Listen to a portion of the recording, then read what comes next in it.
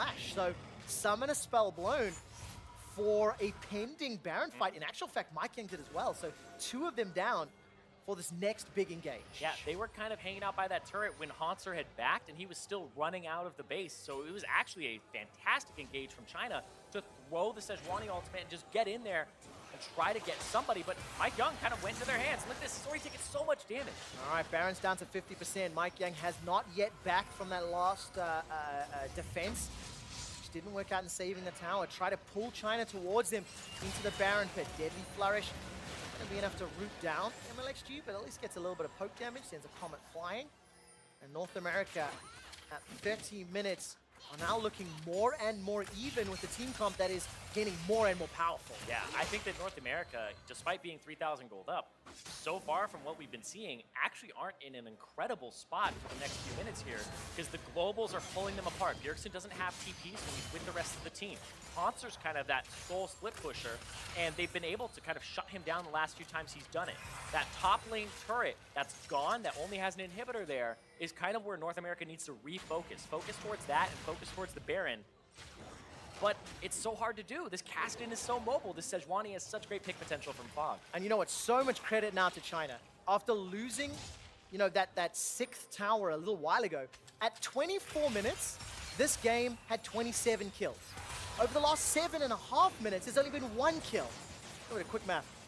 And I think a lot of that has to do with China, like playing very defensive. They've backed off a lot. Yes, they did lose that inhibitor turret in that trade scenario, but it was around Baron pressure, vision. They got 2 towers on the bottom. They then responded with a tower mid. So it feels like that macro game or that map game has leveled up a little bit as China got pushed all the way back to their base. Yeah, they seem to be kind of on the, not the back foot, I would say, for North America, but they're struggling to find how they lean into this to gain an advantage from here. It's been kind of a stagnated state of the game where they can't push forward. And like I said, it's on Hauntzer, but the last 2 times he's been splitting, his team got caught in the jungle, and the other time they went after him and killed him.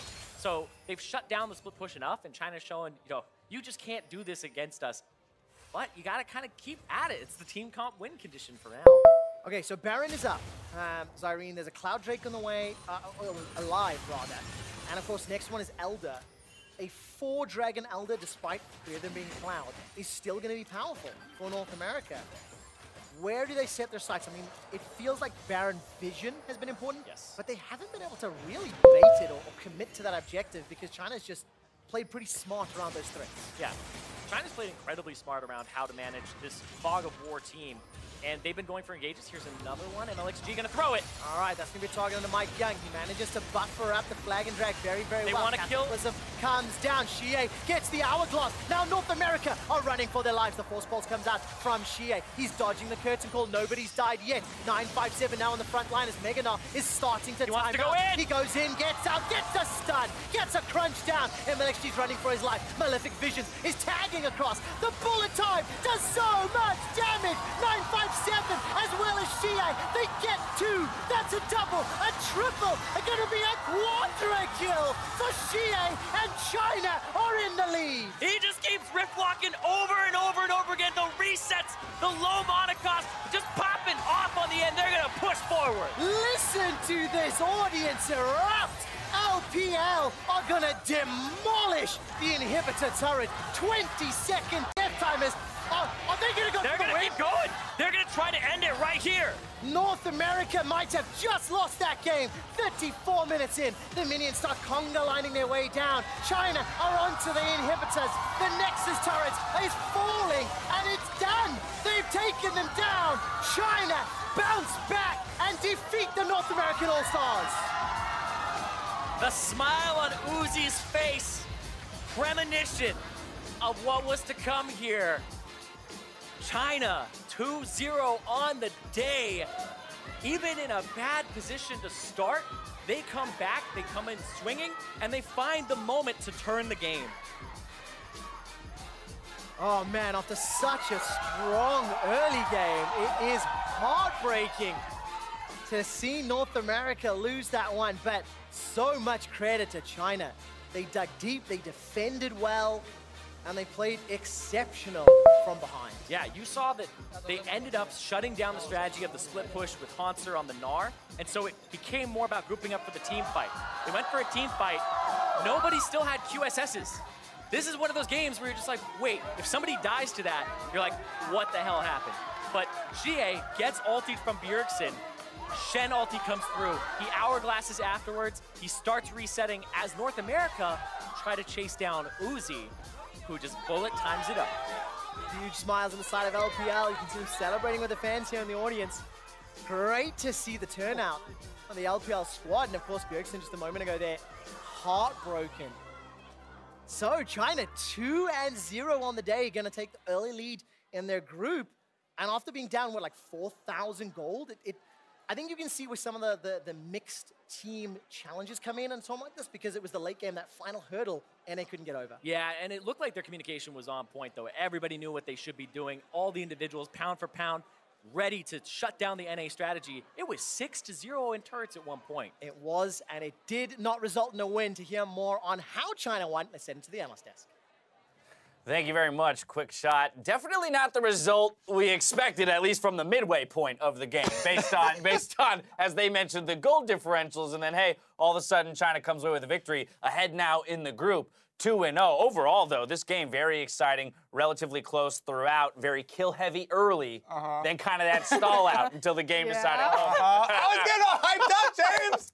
I was like, oh, look, the 2 weeks of practice, no problem. And he's with it. Kobe literally was like, I can't wait to kick off this segment by trash talking for like a straight 2 minutes. I'm in the middle. Look, even though my name's Papa, I'm still between these two parents who are bickering. Right. My biggest takeaway here was how quick the acceptance came for the NA cast. I was like, he was on cloud nine, literally. He was right up there. He was so excited, and then instantly it's like, okay, we lost. Yeah, I can only feign surprise so often, Papa Smithy. There's no feigning. Things are starting to feel a lot more normal here in NA all of a sudden as China bests us. But let's take a look at it, because there's a lot of really cool stuff going on in this game as a whole, as well as some individuals that I really want to call out, one of which is Sneaky. Let's dive right into it. This guy pulling up a huge quadra kill to save a Baron, save the game in a sense for North America, and put them in the driver's seat. I mean, this is the classic play. Right now, you see two teams in their natural habitat throwing over Baron. I know North America, you guys started this, but the LPL, we have perfected this play. And Sneaky just rocks up and is like, why, hello there. How can I assist you guys? And look, Sneaky's someone I followed from afar in many different ways. It really does feel like, correct me if I'm wrong, Kobe, it feels like he has aged like a fine wine. In the past, this was the guy no one talked about on C9. The focus in 2014, when he was last on the All-Star stage, was on Meteos and other members of the team. It feels like every year our expectations for Sneaky, and even where he is on a tier list, it does feel like it rises. I didn't hear a correction, so I'm going to take that as an affirmation. You didn't give me any time! He's been talking the whole time! You're talking the whole time! Very much a fine wine. Talk to me about Sneaky.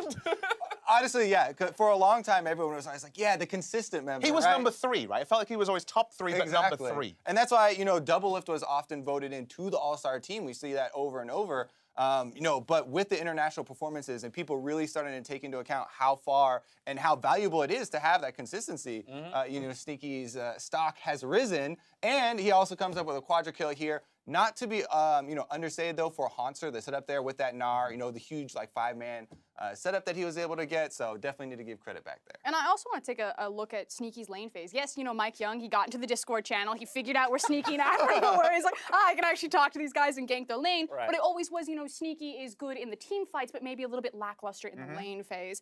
He was facing across from Uzi and Mako. Those guys are disgusting in lane, and they certainly held their own with Sneaky and Africa. Oh, I mean, they needed the help down there from Mike Young, right, in order to get out of that early lane phase, some of the abuse they were taking. But as we put focus on 180 carry and a particular carry in this game for North America, I want to look at the carry and the ultimate game winner for China. This was Sia. You said, looking at this roster, this is the one guy who might not be considered, top of his role in his region, and yet he's the one who has the answer quadra for the win.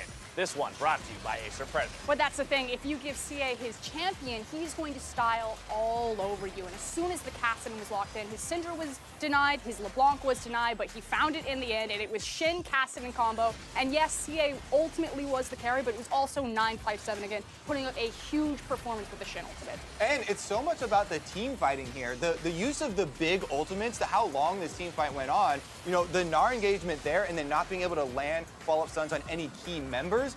The carries there, Uzi and Xie that you're talking about, both were able to stay out of harm's way the entire duration of the first like 30 seconds of that fight. And then you have the huge turnaround. He holds on to the bullet time.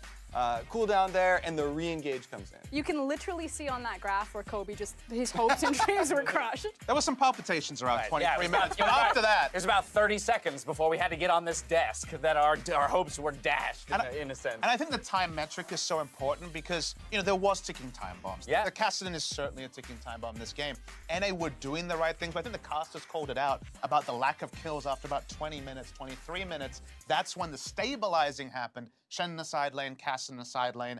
You plug and play, and that's how it went, and China closed it out very quickly. And I actually want to look at Mike Young, because Mike Young had a great early game, but it really was that overreach when they were pushing down the mid lane. TSM had just gotten the Baron, Snakey had just had a quadra kill, so he's got a massive kill gold on him, or what's bounty on him. Yep. Haunter also has a massive bounty on him. And it's CA that picks up a double kill in the team fight that ensues when Mike Young dives too deep. And then he picks up another double kill, taking down both the huge Gnar and the Jhin, and at that point it's like, okay, Kassadin probably just got 15 to 2K gold there. I mean, but that's that rookie status of Mike Young, right? We saw a couple other instances, the early invade on the red buff. After the intelligent attention thrown towards the bot lane and gaining some advantages there, just every once in a while not syncing perfectly with the team. But that's a characteristic of All-Stars in general, right? Just as an entirety, or as an entire event, this idea that you're taking hodgepodge rosters and saying, hey, play at the highest level, even though you've never actually played a competitive game together. There are definitely a lot of very aggressive and over-aggressive chase moves there that we did see him, the dives as well as the overextension in the jungle. So those are things that they're going to look to tailor. But there's excitement, right? There is still excitement, the flash on the flag and drag to make that second kill for the double kill. You just think that if Mithy is this quarterback who can really wield the weapons he has on that team, Mike Young is a weapon. There is something about this guy. He does have the aggressive mindset. It's reining in the over-aggression that needs to happen. It's just the weapon that's got to be pointed in the right direction. Yeah, that Game 5 was absolutely epic, and it delivered the All-Star hype. We'll see if the LMS versus LCK can do the same. Meet us back here for Game 6 after the break.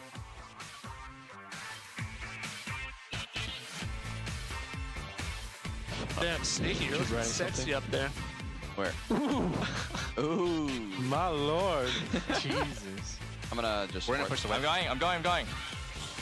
Sedge is above, Sedge above. Nice. Nice job, guys. Nice. I'm coming. Watch the smiter, watch the smiter. Just kill. Nice. Nice. My fucking boy, dude.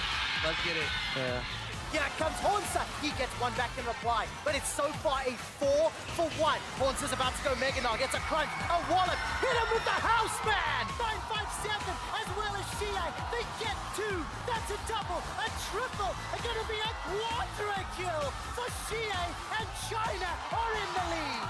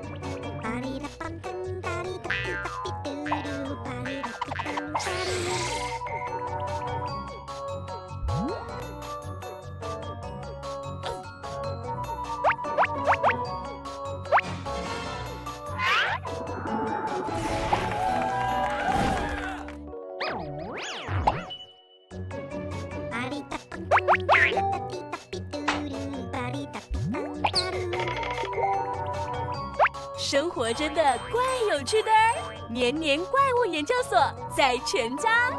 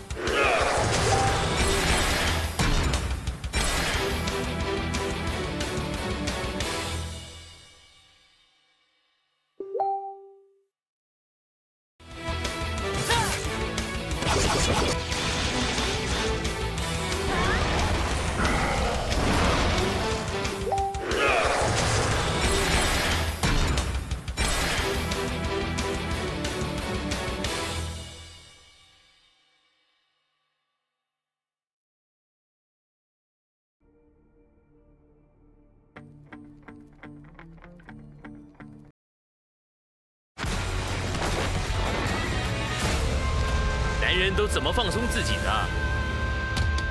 他们会上酒吧见见朋友，上健身房练练举重，去打打猎，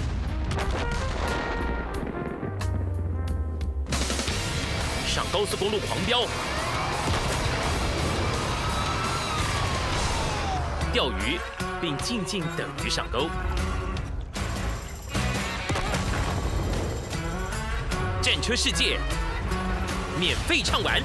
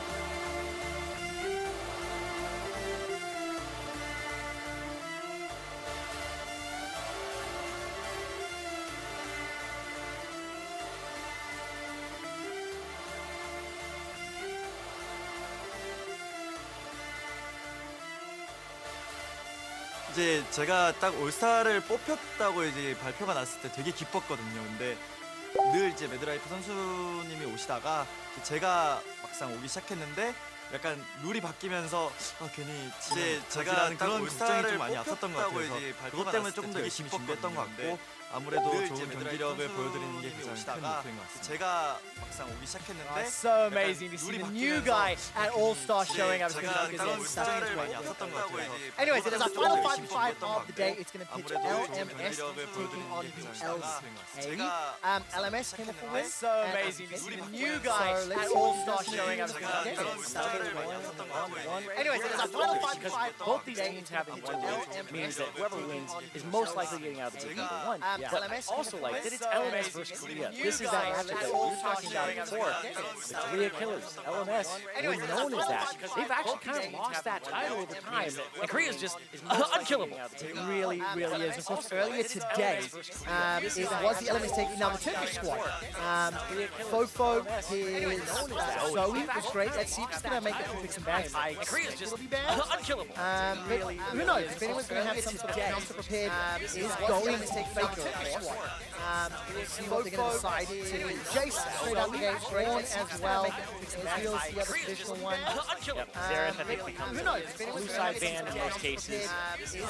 Fortune, Zir, Jarvan, a lot of things. I feel like it's funny because it almost feels like there's this like top 9 champions that could be picked or banned. So you end up with 6 bans, and then it's like, oh, I trade 1 or 2. That happens quite frequently. No real surprise. Cannon banning against eBay. I'm sad because I love the Spellbook Kennen. So when it first came back from the World break right afterwards, I was like, Spellbook Kennen, telling everybody about it. Jack's down, and I'm like, no, somebody's got to do it. I love all the adapting parts, but we're not going to see it today. Not right now. No, not right now. Maybe later, when we get to quarterfinals, it's best of 3. Telling everybody about it. Jack's down, and I'm like, no, somebody's got to do it. I love all the adapting parts. Quite exciting. Maybe some options to let these. No, not right now. Maybe more band champions through. We're gonna experiment. So last band here from MS. Seconds on the fly for decide what we're gonna round it out. It will be the missed fusion, so that flex pick. More band champions through. We want to get. We're gonna experiment. So last band here, if I remember correctly, was it not support MF by Gorilla? That sort of introduced it many years ago. A while. I'm a little wrong on the ownership, but yeah. I think you're right, yeah. It was that matchup of Rox versus SKT in the semifinals. That's saying no boy. Oh boy, you ready, Trevor, for another one? What does Faker run into it? That's the question I have for you. So, if you're going by meta, you're going Faker's Azir or his Xerath. And Faker's Xerath was a meme for a while. And it's like, here's another one. This is what you don't have to play it anymore. That's the question I have for you. So if I'm going by meta, Faker, I kind of want to play Azir here or his Xerath. And Faker's Xerath was a meme for a while. That's the option that Faker agrees to. MS are going to put together the makings of another pick-on. I mean, it's 2-5 that they ran earlier today. Already locked in. He got himself a pentakill in his first game of the day. Of course, was the Blitzcrank you saw on not Tom Kent. They ran take a more defensive, more reactive support. I think gives him a little bit more flexibility both on the front and the back. Yeah, it makes it sort of focus that awful either. But right here, I was about to say, the 80 carries, if you don't pick one here, you're probably going to have Varus banned against you, and you're probably going to have another one. Because Misfortune and Jin already picked up, and those not having a Vitality carry feels bad. If they have one and you have 0, no. If you don't pick one here, you're probably going to have Varus okay, phase 2 bans. You're probably going to have another one. Different approaches here. You've got the reveal top laner for LCK. Cuba's got his hands on feels bad. He's going to ban out somebody champion that they're run into it or deal with as far as 2 contact. Okay, phase 2 ban.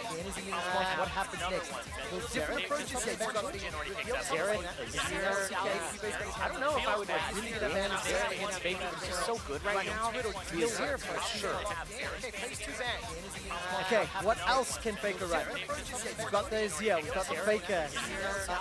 The Xerath. The Xerath ban, potentially. What other options are there? I mean, I would be surprised if they banned anything other than Xerath here. Just okay, what else alongside another poker in Varus, I would be surprised if they didn't. The Xerath ban, oh yeah. Can you rise into zone there? I would be surprised if they banned anything potentially. What else alongside another poker. Maybe he's getting something off the wall. We'll find out in a moment or two. Lost ban here. I mean, yeah, Syndra can work, right? Good range there. There's the rise, banned away. One of the potential options. They don't get alongside the Faker. Maybe he's getting something off the wall. The rise. He's played so many games at World. Something that he's able to roll around on and affect other lanes. Even when the Xerath is up, Faker says, nope, not touching that. Maybe the rise. He's played so many games at World. Something that it's going to be locked in, so Faker's going to have some options. It's going to be the same matchup for Fofo, but the level of opponent's significantly higher. Exactly. One of the things that people theory craft about this matchup is every time Zoe tries to go forward, you use Seismic Shove on her return point on the portal, and then you shove her in. As opposed to, reacting, like freaking out. One of the things that you can actually theory craft about this matchup is every time Zoe tries to go forward, you use Seismic Shove on her return point on the portal. Yeah, because of course your animation lock. You've got that level jump.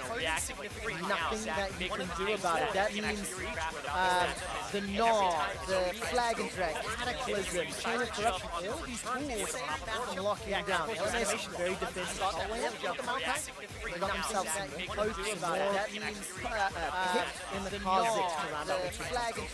And now, what is the support? You run support Xerath. We've seen support Xerath. We've seen support Kennen. Terran would be kind of the best one here into the Tahm Kench. Okay. Looking for a little bit more here. Gorilla on the Alistar. I like this. I'm so afraid coming in that we're just going to get poke supports all day. All right, we've got ourselves Tahm Kench and Alistar. So Tahm Kench can only swallow one target, and then everyone else will get knocked up. So see whether or not LMS stack up. Zyrene, when you look at these two team compositions, how do you think this is going to play out? What direction are both teams looking to play? Right now, it looks like LMS is on the back foot for most of the game. They're going to be looking at mostly Karsa to push things forward. Otherwise, it's defensively active and looking for pokes and Fofo. But it looks like you could have a siege situation that goes really well for LMS. You can use Tahm Kench to back engage, you can use Maokai to engage, and you have two forms of poke, one of each type of damage. And on the other side, for the LCK, this looks like split push, roam to the siege pusher, try to shut somebody down with Faker, and then Drake wave clear as Ambition tries to engage and focus two forms of poke. It seems like it's, I would honestly say it seems like a pretty typical composition for what you see from a Korean team, playing all of the maps, not playing a particular strategy. It can siege, it can wave clear. It's a pretty good composition all around with strong points, winning lanes, I would say. I really like that, playing the map. The tools available to them, especially when Faker on that Lee's wall will be able to just, cut off any sort of engages or disengage. Yeah, and when I'm a jungler and I'm looking at lanes, in the loading screen I always play, how many do I have that are winning? Top lane, naturally wins for Nara. Mid lane should be able to have some advantage as the Talia, and then the bottom lane, I believe, would be favored for the fair wave clear. So, as Ambition, I'm actually looking at potentially how many winning lanes, top lane, naturally wins for Nara. Mid lane, that's all be able to have some basic playground. As the Talia, and then the bottom lane, I believe, possibilities, any opportunity that is presented by AMS, because of those lanes in the first, gives Ambition current world champion opportunity, freedom as a jungler as well. One of the worst things in the world when I was playing AMS, when you have one lane that's so damn obvious that you're going to get it. It's like, oh, Riven versus Jace. Oh, I want this guy crying. I'm going to go up there, right?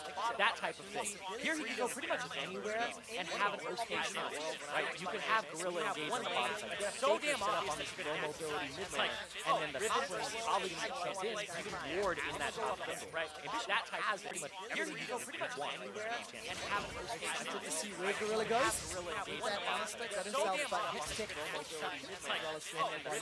Probably secondary. So Celestial Body is one that I was kind of like, this seems like you'd only take it on like Ivern, Khan, but the 100 HP for minus 10% damage for the first part of the game actually works out incredibly well. Unless you're taking a substantial amount of damage, it actually ends up positive in a lot of these trades and keeps you in lane, and then later on, you're at that neutral point where you just have 100 more HP. It's fantastic to start the game off with a boatload. Like, let's look at him right now. He's at 919 HP level 1. Especially going into the likes of Jhin and Tahm Kench, right? With some of that poke, some of that, little chip damage that they like to try and get to take control of the lane. Those tongue lashes become very annoying when you're laning against a Tahm Kench. Yeah. Oh, man. Like, that's actually an absurd amount of HP. I'm still, like, stuck on that right now. 919 level 1. He almost has twice as much as Prey, who is sitting around 500 right now. 538. Well, let's see what that does in terms of the lane as time goes on, right? How does Gorilla and Prey play this one out? Are they going to be looking for, sort of engages? Are they looking just to farm up and go into a mid-game in a good spot? There's different ways you can use that huge HP pool, and well, we're going to find out. The race to level 2 is on. The next minion wave making its way down. Yeah, that right there, it looked like Gorilla was looking for a headbutt pulverize. He's going to take some damage. Sword Art! And Sword Art's just looking for the damage on Gorilla. He's like, you've got a large HP bar. Let me go ahead and take you to half. They're going to chunk him down. Percentage HP on Tahm Kench, that's going to help out against the huge HP pool of Gorilla. And of course, we'll see how that continues to play out. Catch a quick glance of Faker making his way into the LMS jungle. Puts down a ward. He's also got zombie ward, as we're seeing a lot these days. Huge amount of value in terms of vision and information against LMS. It's so annoying as a jungler to walk around in areas that you know were previously warded, and you usually keep those timers of, okay, he'll be back here in a few minutes. but then a zombie ward pops up, and it just feels like it just spoiled that whole like 60 seconds of you pathing to get down there. So zombie ward, like you said, so much value, especially for a mid laner. I feel like zombie ward and Poro are both good, but Cube. Oh, flashed off to the twisted advance. Karsa makes that look easy. Just good timing from Ziv and a slightly inopportune time of the flash. Yeah, and this is where Karsa wants to go. I was talking about his lanes are going to play defensive. This is the one that has that follow-up, that CC that really is easy to land. The point and click of the Maokai. 100% you want to go up there. Here comes Gorilla. As that stun is about to connect, Sword Art flashes away. So Summoner Spell secured, blown on the side of LMS. Advantage Korea. And Gorilla just gets to zone now. Push them away. Ambition gets to farm. It ends up being, I would say overall, kind of neutral because you got the kill on the top side of the map, but it did go over to the Kazakhs. The person you wanted on here. Nice. Really well done there in the flash W. I love seeing long-range twisted advantage. Yeah, advances. It's funny because I'm like, great flash to hit the key. He did that so well, but it is honestly something that if you screw it up or they flash first, you just have to be right on top of it. I actually bind target champions only to spacebar. Yes. So I guarantee never miss those moments. You are actually a fantastic player. There's only one other player I knew that did that, and that was Huni. Because when you turret dive, you hold down spacebar. And if you are somebody who played like a ton of StarCraft, you don't use locked camera. You're always putting your mouse at the edge of your screen, and you're just clicking the minimap. And when I watched him play, I was like, oh, that's why you never mess anything up when diving. Well, let's talk about watching Faker play. He's level 5 into Fofo's level 5 with the help of Ambition. They're going to use that flash. Faker is already up 13 CS. Now, at this point, earlier today, Fofo secured first blood against Frozen in the same matchup. Now, Frozen maybe got caught by some poke and some damage, but look at how forward Faker is playing in the same matchup. He's already got gigantic leads. Yeah, he's getting cover from Ambition too, and Faker is saying, you can't play this new champion versus me and expect to have a really good time here. I'm expecting this Taliyah to kind of have a great showing here. You know what? I talk about it so much where it's like I'm in that kind of hate Zoe camp. Yes. I hope Faker does me proud today. I hope that he's able to shut down this Zoe madness.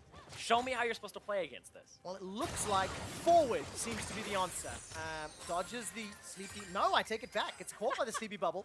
But the Paddle Star had already been fired. Flashing cleanse are available. Great seismic shove. Faker with 100 HP flashes away. More Sparkle's damage had already been rocked. So Faker forced to summon a spell out as Karsa gets the game. We're doomed. Quick shot. Even Faker can't play against it.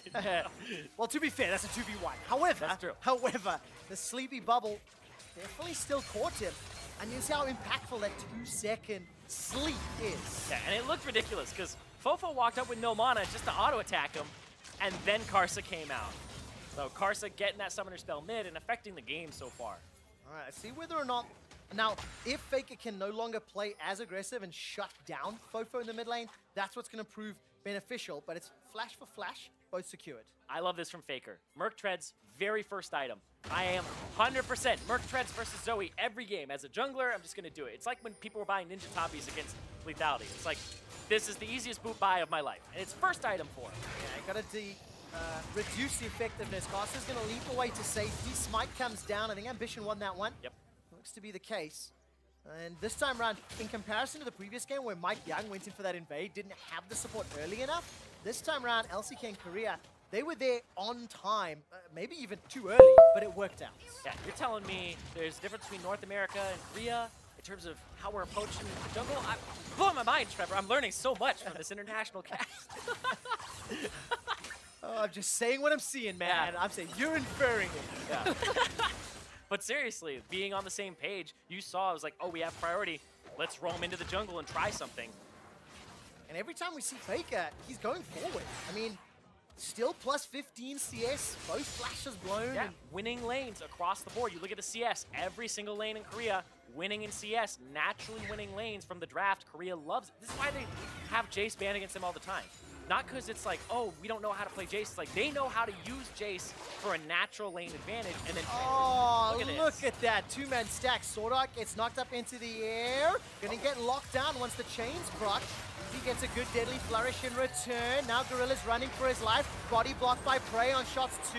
3 goes wide. 4 hits him for the crit. Nobody dies yet. Summoner heals used on both sides, and Sword Art used both of his summoners. Yeah, BB with a really early heal there, but making sure that they could just continue it and get something back, so it ends up being mostly support damage. Yeah, look at the CS difference. Those winning lanes that you've mentioned a few times, Irene. It's plus, what, 16 CS for Prey?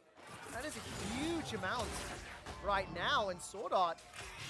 He's going to have to help BB back. Like, you're going to have to help him kill this cannon minion, get in there before the Alistar comes back, and get a back time. Use that Devour, push the wave down.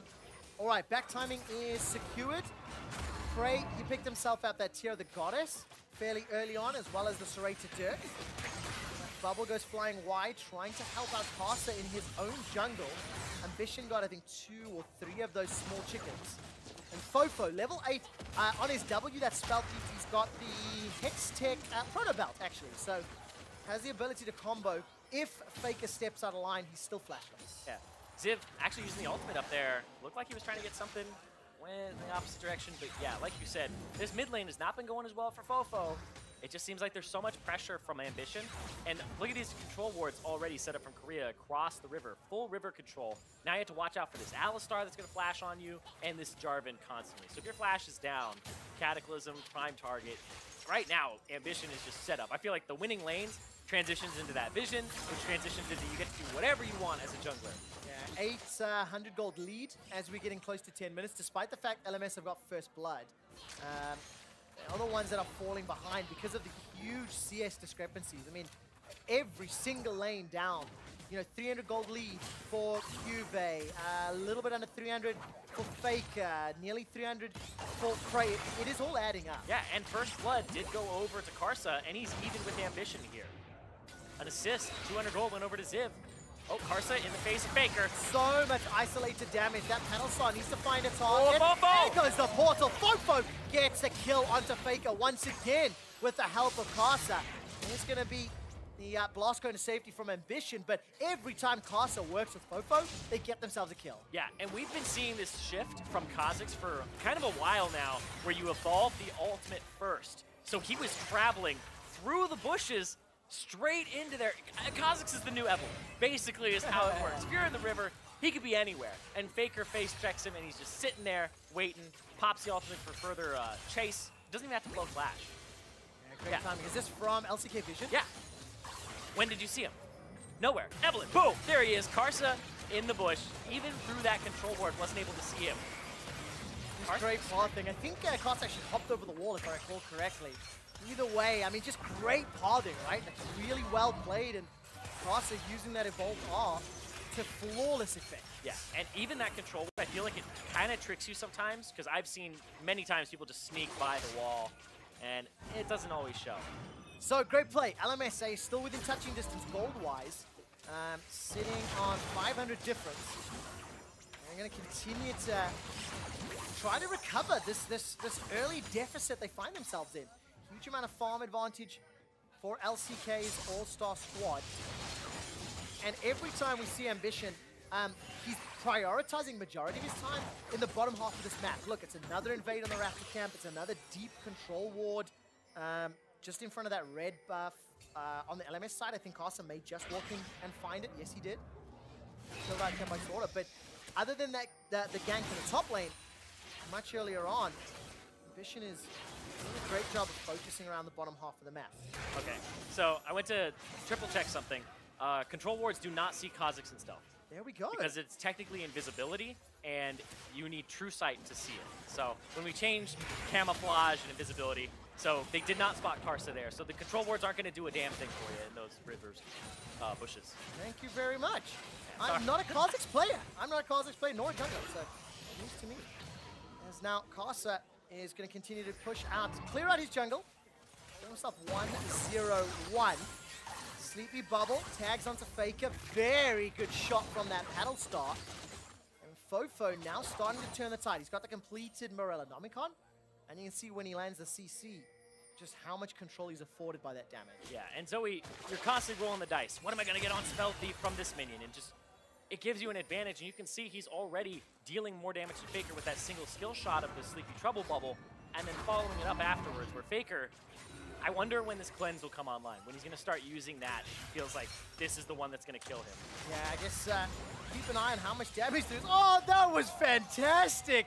Ziv dodges the crunch with a twisted advance. He pressed the W. No, this time it was Timing actually was good. so the timing good. was really well done on it.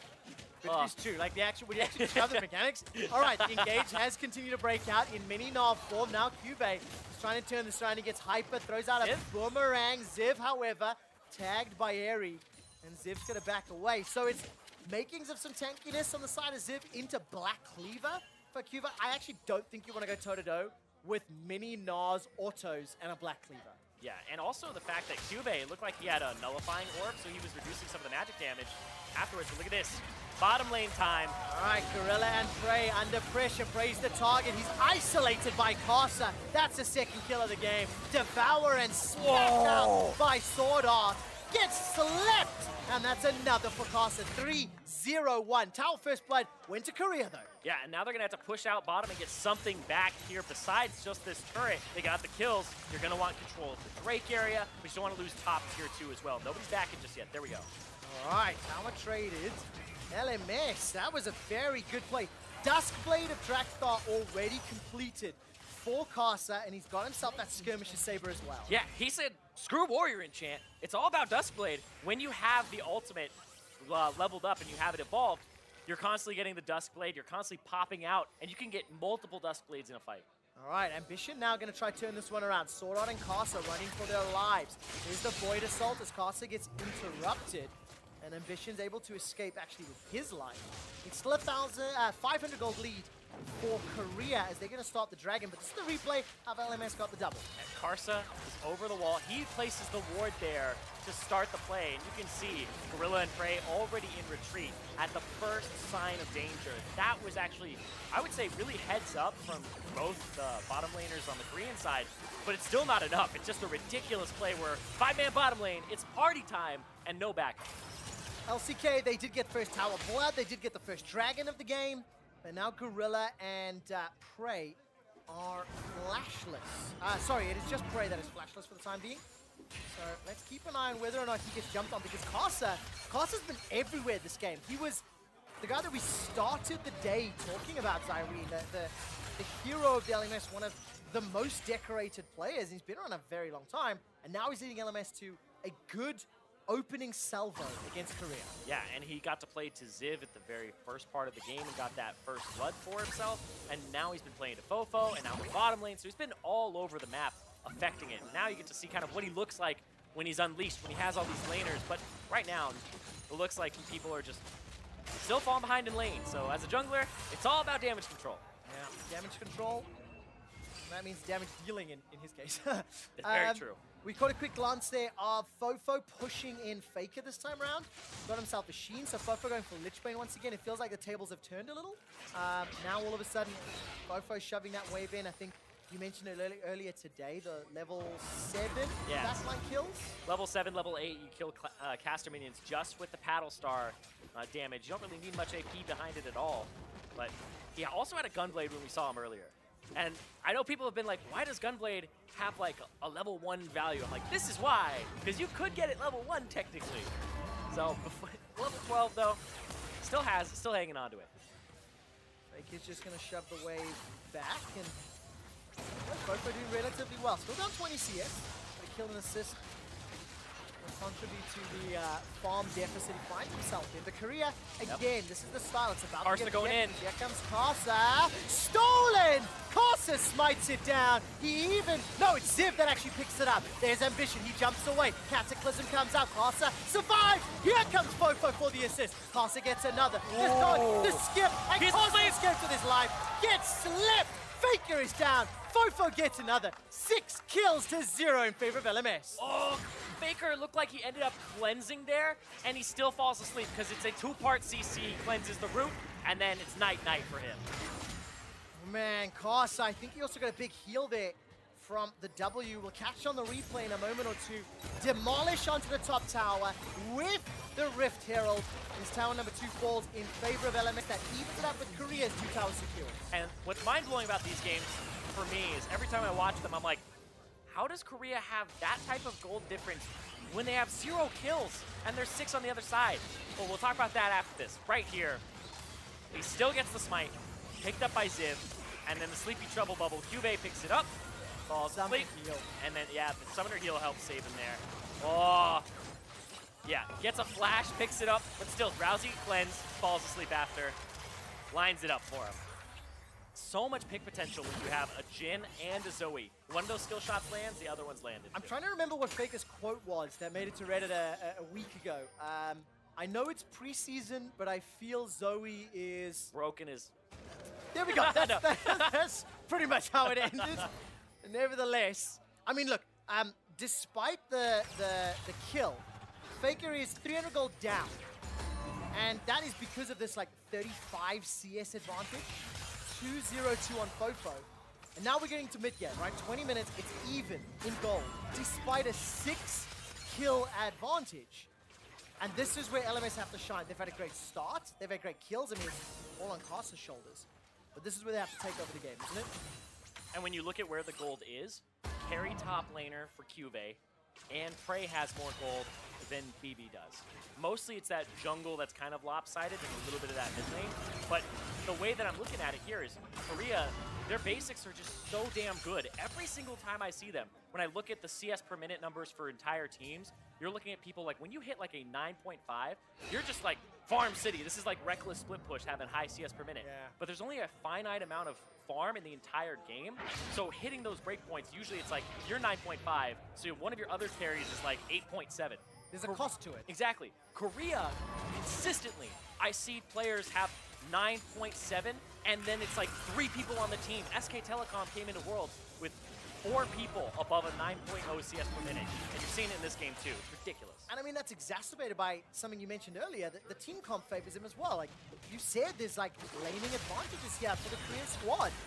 And it's showing himself, not only the ability of the players, but the abilities of the champions. Now, as the last few minutes of setup has occurred, Kasa and Fofo went hunting. They were looking for Faker in the jungle. Threw down that Void Assault to Kasa, didn't find anyone. Yeah. And Ziv, however, is going to find Cube. The support from that Abyssal Void, Sword Art's going to bring in a little bit of damage from Kasa. And despite the Mega Knock from Cube and a 3-man stun, Cube's going to flash to safety. Cube's going to escape. Here's the chase down from Ziv. Another stun comes out, Deadly Flourish. Everybody's involved there. Cube, that was actually phenomenal play. Yeah, but they don't get anything for it on the Korean side. Nobody's split pushing, nobody's gaining anything across the map. So it was a phenomenal display, but nobody really capitalizes on it. Not this time round. Just take stock. It's a 300 gold lead now for LMS. They've taken control ever so slightly. 300 gold over the Koreans. They're doing it. For 7 kills. Like, that's Yeah. 1 kill worth of gold. And the other 6 are accounted for in farm. That feels so strange in a game where you're like, we have killed them 7 times, even in turrets. We got Rift Herald, and we feel like we can't pressure them. Yeah. This is how you win without getting kills if you're Korea. You have those winning lanes, and you have to get kills in LMS to even stay close in the game. Kasa's looking for the 1v1, and he finds it. Duskblade and that warrior dodging and jumping around the damage. It got hairy for a moment, but he survived. Bringing back the Korean killers for the LMS there. 8-0, but it's still Korea. Yes. And also, the Korean composition was about playing the map. Yes. Now we're getting to this point where 2 towers for 2, the map is opening up. Let's see what they can do. I know we are harping on about this quite a lot, I feel like. Kind of the story of the game right now in terms of the advantage. Right, So LMS. I feel you on that. Where do they go? We've obviously got Kasa, who's playing out of his mind. I mean, he's going to be able to solo anybody. Got himself a serrated Dirk, got himself the longsword. Let's talk about the rest of this comp. Where does Ziv and Sword Art and BB get involved to work with Kasa? Oh, you don't want to talk about Fofo? No. But yes, BB's a lot of the follow-up or the pick, and Ziv, he has to just kind of stay even on the side lane with Cube, or make a decision with the team that he's going to start engaging and using his ultimate proactively. Because that's something you could really see help them out to get Baron control, get vision control. Because I feel like their pick when they have vision control on the LMS side is stronger than Korea's right now. Look at that. Speaking of pick, Faker down. My words. That is actually disgusting. Casa 7-0-1. Prey gets chunked down by the Paddle Star. Now remember, the curtain call could be opened up, setting up another potential shot. There goes the bubble. Gorilla gonna sidestep it, and here's the siege that you talked about in Picks and Bans, Zyrene. LMS just play their poke game, force Korea to dodge, and then they can look to get chip on the tower. And I was telling you, there might be some split push from Cube, but looks like Ziv and Cube on the side. Ziv was coming in to maybe get a flank ultimate here. Gonna get the chance though. Cube's gonna go Mega Gnar. Throws out what I think is a space station. Look at the damage there from that deadly flourish. But meanwhile, Karsa, the unlikely split pusher, top lane, killing the turret. You talked to me about how they're gonna get involved with Karsa. Maybe Karsa can just do it all. Maybe Karsa is exactly what they needed, and he's the guy who's just gonna take over the game. Now can they get something off of this? Karsa's gonna try, looking for an escape. Gonna avoid assault over the wall. Threaded volley, not I enough think he's to out. kill him, and it feels Faker ult. like he has flashes available to him. Nobody's chasing. Oh, Blast Cone, a little bit of a misstep. Actually, a big misstep. That's gonna force the flash. That really sucks. 7-0-1, taking over the game single-handedly, and he fails the Blast Cone. But at least we can see the players, and they are laughing and smiling. He's having a giggle about that one. He's having a good laugh. Because that was one of those plays where you're so challenger, you end up bronze real fast from there. Huge commotion on that last go. Ella giggle, as it were. And by the way, it's a quiet 2,000 gold lead now for LMS. Thanks, I think, almost exclusively to Karsa. Actually, in fact, 2,600 gold lead to Karsa over Ambition. I mean, he's 7-0-1 right now. Ridiculous performance from him, right? I can't believe you showed that. That was like he's outplaying. He's solo killing Faker twice, but blast cones are still something that are hard to figure out. Like, I want to get on that level. There we go. Now I'm starting to believe. Now I'm seeing the Karsa plays and the damage he's got. I think the only person he cannot 1v1 like instantaneously is Cube. And I still think there's room for him to outplay there, even against Irandians. We'll see if that actually materializes, because LMS, they've now got to play the map. How do they play the map with their composition? Let's find out. He got spotted there. He wasn't fast enough to get... Oh, Gorilla. Very good play by Gorilla. Gonna get put to sleep by Fofo. The Paddle Star's gonna just fall short. But Gorilla with a very good engage on that headbutt pulverize. Yeah, and that's, as a Kha'Zix player, you really have to watch out for is what time you're engaging. Oh my god, Prey! He never saw it! Prey's gonna be forced to flash. Chain of Corruption comes down. Now all of a sudden, Karsa's in trouble. Devour buys just a few more seconds as Fofo jumps back in. Battlestar gets the damage down as a fight on two fronts. Seismic shove. That catches out Fofo. Summoning heal used. Flash and heal still available. Sword Art's now the target. He's gonna need that Grey health to stay alive. Not gonna use it just yet. Nobody dies! How? How did nobody die there? Sword Art is like one hit away. Karsa was invisible for half that fight. Gets spat out, still in the Cataclysm, and then he still had leap away. Unbelievable, but it manages to happen. Karsa's looking for the re-engage on that Void Assault, but not going to go forward as he continues to jump out of vision. 9-0 in favor of LMS. Minion Wave is going to get cleared out here, and LMS, they looked for another pick, but it didn't happen. Yeah, and I feel like Karsa, he's got the right mindset. You're playing this Kha'Zix, you're ahead. If you just sit around and try to siege, it's not going to work. You have to go for those aggressive picks. It sucks as the Kha'Zix because you want to be follow-up engaged. You want somebody else to go in first so that they eat the headbutt, pulverize, they eat the CC. Yeah. Or you're just bursting somebody. He's trying number 2. Where does Karsa go itemization-wise? Got Ghost Blade, Dust Blade. Ooh, okay. I feel like it's Black Cleaver for standard builds. Potentially Sterak's, but I feel like it would be Black Cleaver here. This is where the build gets a little bit unfun, where you're not really building exactly what you want. Maybe more lethality, and he's going for Edge of Night, which does have HP on it now. What would you say would be the right item? Right, like looking at the state of the game, looking at how squishy he is and whatnot, what would you theory craft? Let's see, there's two tanks going head to head. I think there's kill threat here. I would say Black Cleaver, but it's a little unfun. I think him going for Edge of Night and trying to get in there and like make sure Prey has to do another spell before disengaging him would be fantastic. Now, we'll see what he decides to do in a moment or two. I like the idea of Age of Knights. I like going more lethality, but look at that Paddle Star.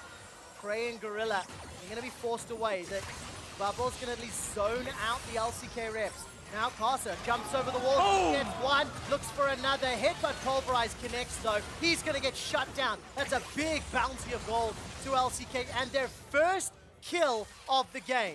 First kill of the game, only 2,000 gold difference though. They're looking for picks on the retreat. This is a hard situation to navigate. Ambition, hit. All right, he's gonna get slept, but very far away. Mega Gnar from Cubase, decent but not amazing. Ziv is gonna throw down Nature's Grasp. That's gonna fly Drowsy on the it. map. Cubase in trouble. Ambition will get dropped down after the Cataclysm.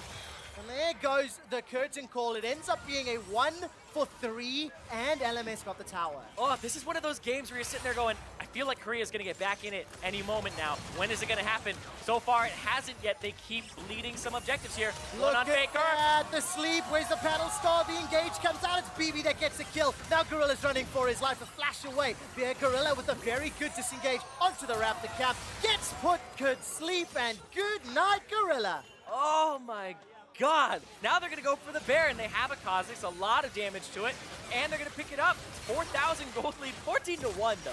Man, what a great play.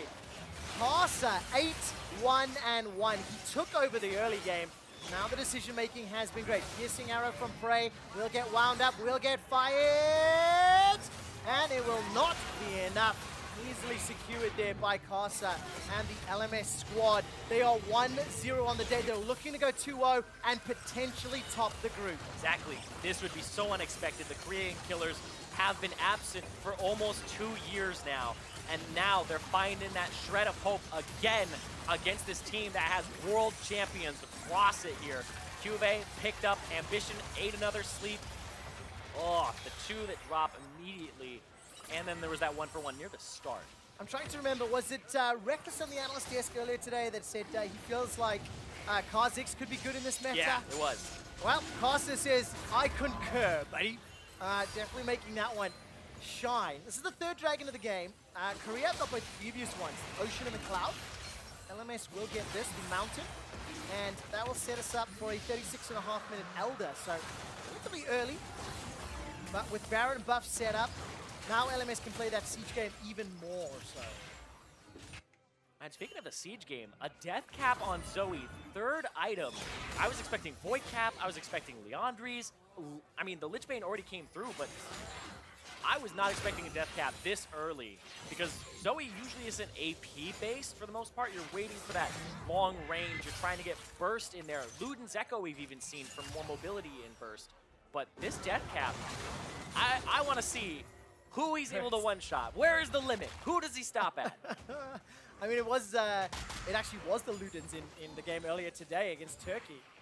Fofo 306, another great performance. BB 107, also another great game. He's got Duskblade, Ghostblade, Rapid Fire Cannon, now making his way towards that Infinity Edge. Mirror Man has been completed for Prey for a little while. Has obviously upgraded. Sleep there onto Ambition.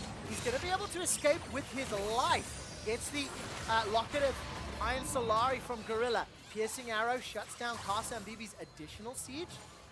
But Ambition forced to flag, drag, and flash just to stay alive. Karsa's still hunting, by the way, so he's evolved W, E, and R as far as his 3 level ups are concerned. 215 CS, and he continues to hunt, as I read. Constantly looking for more kills. You can't let that wind get blown out of your sail here. Where is Faker? He's looking for Sword Art. The threaded volley is tagging them down. Zip's stuck on the front line. That's actually the best one to be there. Gorilla's ultimate time's out. It's Zoe that gets the kill credit. Curtain calls fired. The shot still waiting on the next one. BB finally sends it wide. Doesn't find a target. Sword Art will save Ziv's life with the great timing on the Devour. Grey Health saves his life with the timing on the E. Now Fofo's looking for that Paddle Star. Won't find a target just yet. The Sleepy Bubble won't sleep anyone for a while. And LMS will get the tower. They also got the kill. And now 7,000 gold up. This is not that trivial lead. We're seeing the LMS in the driver's seat now. And we're talking about how they were playing against Turkey. And Turkey looked exhausted after the game. 33 minutes of dodging skill shots left and right. You have this Jin W, you have the Jin ultimate, you have Fofo throwing out the Zoe E and the Q. Everybody on the Korean side, they have to be on their game, and so far, there's been punishes left and right. And you have to watch out for Karsa. He could be right on top of you. Yeah, he really, really can. Karsa, man, this is going to throw the bracket stage into a little bit of a spin, because if LMS close this out, that means LCK most likely taking second and the number one on the other side of the bracket. That's going to be interesting. Could set us up for a potential LMS LCK final. I'm calling it now, game 6. Oh. No, it's way too early to say that. Way too early to say that. The rematch, Korea, you make Faker angry, he comes for you in the finals. We'll find out. I really like that play from Ambition. It feels like every time he hits gets caught by the bubble, he buffers up that EQ and manages to escape. Yeah, if you get hit by the bubble, that's really all you can do is try to get as fast away, get far away as possible, as fast as possible. Like, if you're Tristana, you better be mash and jump. Get out of there. Does Castle win this? We're about to find out. Dum, dum, dum, dum. With the help of Ziv, he Right sure on as top. hell does. Gets a root down onto Cube. There go the roots. They're flying forward. But support from Prey and Gorilla and the rest of LCK means it's Ziv that's about to get cut down where he stands. But is his bark bigger than his bite? The Gnaw sends him backwards, and Ziv will get run down. Not before Sap Magic buys some time. He just needed to live for long enough that they could get on the bottom turf. They're not going to get anything for it because Faker was on top of it. Manages to clear out the wave using all of the kits. Karsa and Ziv unable to shut down Cube. Second kill of the game goes to Korea, and it is Ziv that was the donator. They went for an aggressive play. Like I said, Karsa wants to keep that tempo up, but it's at that point where you really have to be looking for carries to burst them, but the carries, they're going to be way far in the back, and they have defenses now. What about the fact that both major buffs are now spawning in a minute and a half? So in terms of the state of the game, it is still a gigantic lead, 6,000 LMS. They've got a Mountain Drake, 5 towers for 2. Like, they're really, really, really on control of the map. Where do they focus to take control of the game? Get those super minions or get on the Nexus? I think it's more Baron than it is Elder Dragon. It usually is, because the Baron will help you manipulate waves, and playing against a Baron, it's harder to shove out and do what you want. So I feel like Baron, the push of the minion waves is stronger than the Elder Dragon, which would be a 3-stack on Korea, but it would force them to fight, and finding a fight with this composition isn't always the easiest thing against this long-range poke from the LMS that could dissuade you. So Baron is the short answer. I like it. And of course, vision is going to be very important for that. You can see LCK has pretty good vision around the area. Prey took a gigantic chunk. Oh, he didn't reach him! That was BB going way too far forward. He gets dropped down. Now it's a 5v4 in favor of Korea with 30 seconds to Baron. That was not what you wanted to do. Karsa's going to have to pull off something magical as Fofo spamming out those paddle stars. And LCK, they backed away for now. Man, BB, he really just wanted to make that play. If he shoots down Prey, he still probably trades his life there because he just gets absolutely obliterated. But trying to make the highlight, Ambition. That took a lot of damage. The sleep will at least be far enough away, so there's body blocks. Yeah, this cooldown is so low. Paddle Star up again. It's ridiculous. So difficult to play around. A Gorilla gets tagged. More sparkles down that paddle start. Bubble is gonna find its way onto Cuvée, but there's no further follow-up. In actual fact, Karsa and Ziv, they're trying to sneak this one. It has to be because of vision and the pushing wave down bottom. Able to sneak in there. They were able to take out a few wards. They kind of know they're in the area, but they don't want to go for it. That's going to be Elder Dragon, which will help them get that Baron. So, looks like it was the easier one to get because the objectives were kind of covered. And of course, vision in favor of LMS, right? That sets up from earlier. When they were pushing the bottom wave, remember when Karsa engaged up top?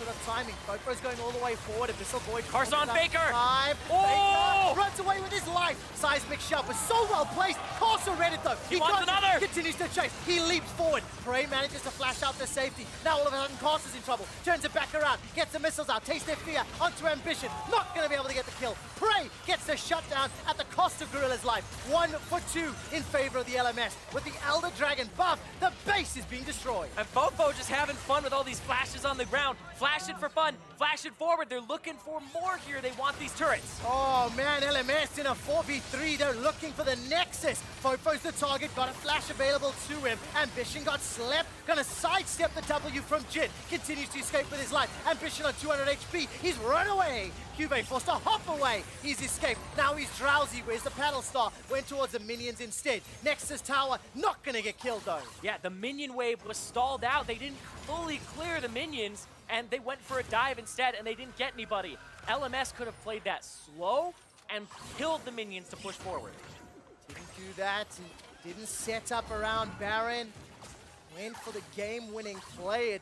I don't want to say it backfired, but it didn't work out. There we go. It didn't work out. Yeah. But I feel like Karsa, he just got both Prey and Faker's flashes, and he's about to have his up. That's the kind of play that as a jungler, even if you don't end the game, you're still in a good spot. I just love that Karsa doesn't hop over with the Seismic Shove. Immediately, yeah, he waits, kills him with the pounce, goes after Prey here, and he tries to style on him. He tries to do maybe a double jump there, but he waited. He cloaked, and then he went over, but he still pulls 2 people to him, whereas the rest of his team is doing work and killing Gorilla, who is buying time. The rest of the play breaks out. Obviously, that went up towards the Nexus turret. Damage done last fight. Yeah. Really spread across the LMS carries. Yeah, and it's interesting because a lot of the time the Kazakhs will like fall off in the late game, but with lethality in the current state it is in the ultimate evolution, people have found ways to kind of make it work, and Karsa is skirting these fights because it's not easy to make it work. All right, LMS now. Got to turn their attention to Baron as Elder Dragon's just about to time out. It's a fairly well-used Elder Dragon. They've got supers in the mid lane. But this is going to be a 4-on-5-on-5, Zyrene. This is actually an insane Baron. I feel like it's just a bait chunk, and they're going to engage. Unbreakable Will is used by Gorilla early. Normally that means it times out and he dies. Ziv is forced to run away. Here comes Karsa. He almost 2-shots Faker. Faker's running away. Asleep onto Gorilla. Karsa in the back. Not going to be enough. Karsa gets the second. Leaps over for Prey. Leaps out to safety. Cuve's the target. He's gone low. Mega Nars time. 3 members of LCK are down. The Devour from Sword Art buys more time. That's it. Root locks down Cuve. LMS may have done it. Guardian Angel just popped for Cuve. Super minions being ushered into the base by Sword Art, and LMS, they're making their way into the base. Korean killers are back, baby. The LMS taking these fights. We saw Korea with the lane advantage. We saw them down multiple kills, and LMS said, no, you're not coming back today. Nexus turrets get burst down. The LMS may have closed out the game, but it was Karsa that killed this game. What a game from Karsa. You can see everybody's just like, this guy was the focal point in the early game, losing lanes across the board. Where is he gonna go? Top lane gets a kill, affects mid, affects bottom with the TP play ward, and then the rest of the game, Faker is not happy about that one. 1-7-2 is the score line. What a performance. Phase 2 Kha'Zix for Karsa. He ends up going 11-3-5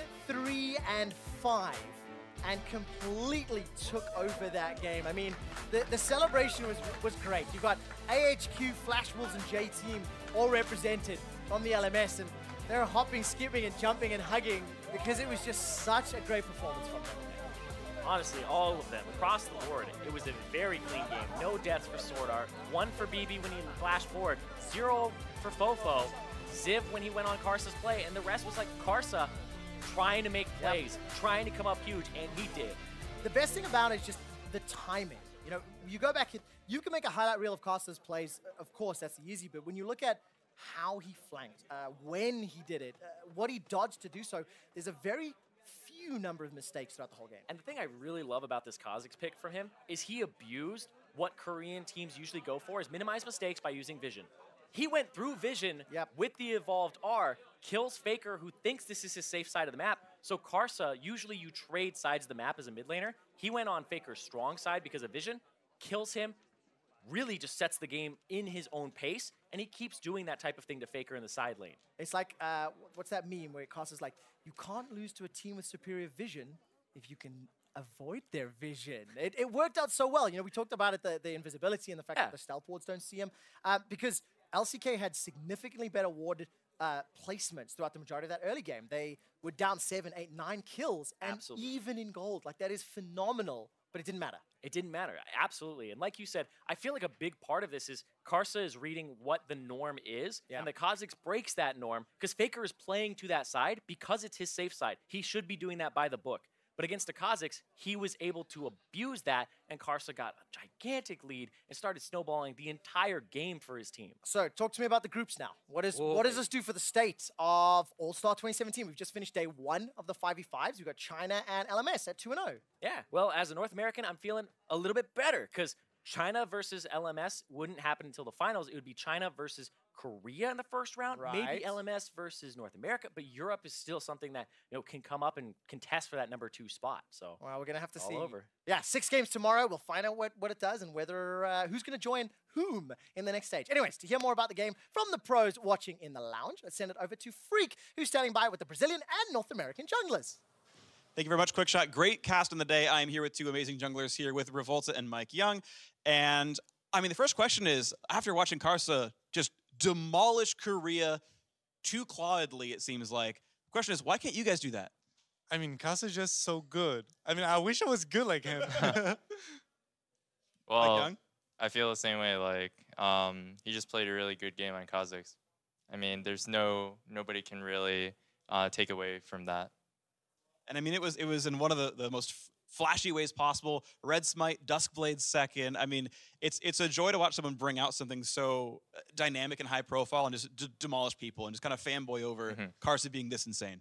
I mean, it's really hard to play like Red Smite when you are like playing LCS or CBLOL because you want all vision and stuff like that. But this is All-Stars. Like, if you got a kill, you're gonna snowball the game. That felt like solo queue actually, and he was like running over the entire game. I appreciate like how he played really confident, even though he was playing against the Korean super team. I think that's like how a lot of players, a lot of junglers should play during this All-Stars. I know you made your name as well, Mike Young, playing incredibly aggressively, the Nidalee, highlights we've all seen and whatnot. It's something actually that both Jankos and Power of Evil mentioned a few hours ago talking to them here, that the game feels a lot faster, a bit more snowbally, that there just are so many more kills right now in League of Legends. Have you experienced the same with preseason? Yeah, I mean, there's too much damage in the game right now. I mean, there are champions like MF and JF that whenever they're in the game, you can just lose in 10 minutes. Like, they're so powerful. And I think that's because of the new runes. They do so much damage. So, yeah, it's really faster. You feel the same way? Yeah, pretty much. Like, with new runes, people are just figuring stuff out. So there's just people experimenting and figuring out what works. And that usually results in kills. And speaking of what works, of course, you two had played against each other earlier in the day. Zoe came through in our first matchup, and you talked to me about the logic behind it, if you'd mind sharing. Yeah, so I've never played against Zoe myself. Every single solo queue game she's banned, and we made a bet. We didn't want to give them Jace, and we had 1 ban left, so we chose to ban Jace, and we gave them Zoe. And we thought, okay, we think Malzahar is going to win against Zoe. It's going to be a really amazing pick. And ends up, I think we were wrong. Zoe seems like really broken. She does too much damage. I mean, there was one time that I got slapped by her, and then I just insta died, and I was like, what? What just? Strong champion. Yeah, really strong champion. Fun champion. So never again will Zoe be left up to be picked. Oh, maybe. Maybe we found something. I don't know. All right, yeah, I mean, innovation's always fun to see. So the 1v1's going to be happening next up. Unfortunately, neither of you got elected to do that. What was the process like? Why did you send the players you did from your respective regions? Mike, we'll start with you. Well, personally, I wasn't really even asked because I guess the jungler role can't 1v1. But Levi's going. Oh, that's true. That's true. But as for NA, Bjergsen and Sneaky, I believe in them. Well, like for me, the last time I played 1v1 wasn't really fun. I died level 2 as Cassiopeia, so yeah, that wasn't really nice. You can share that with your teammates, but you think they're going to do well? They're going to win? Bro, I hope Vert wins against Faker because he's got one shot to be a legend. So yeah, I hope he wins. Well, I hope Bjergsen's gonna win because I'm his personal 1v1 trainer.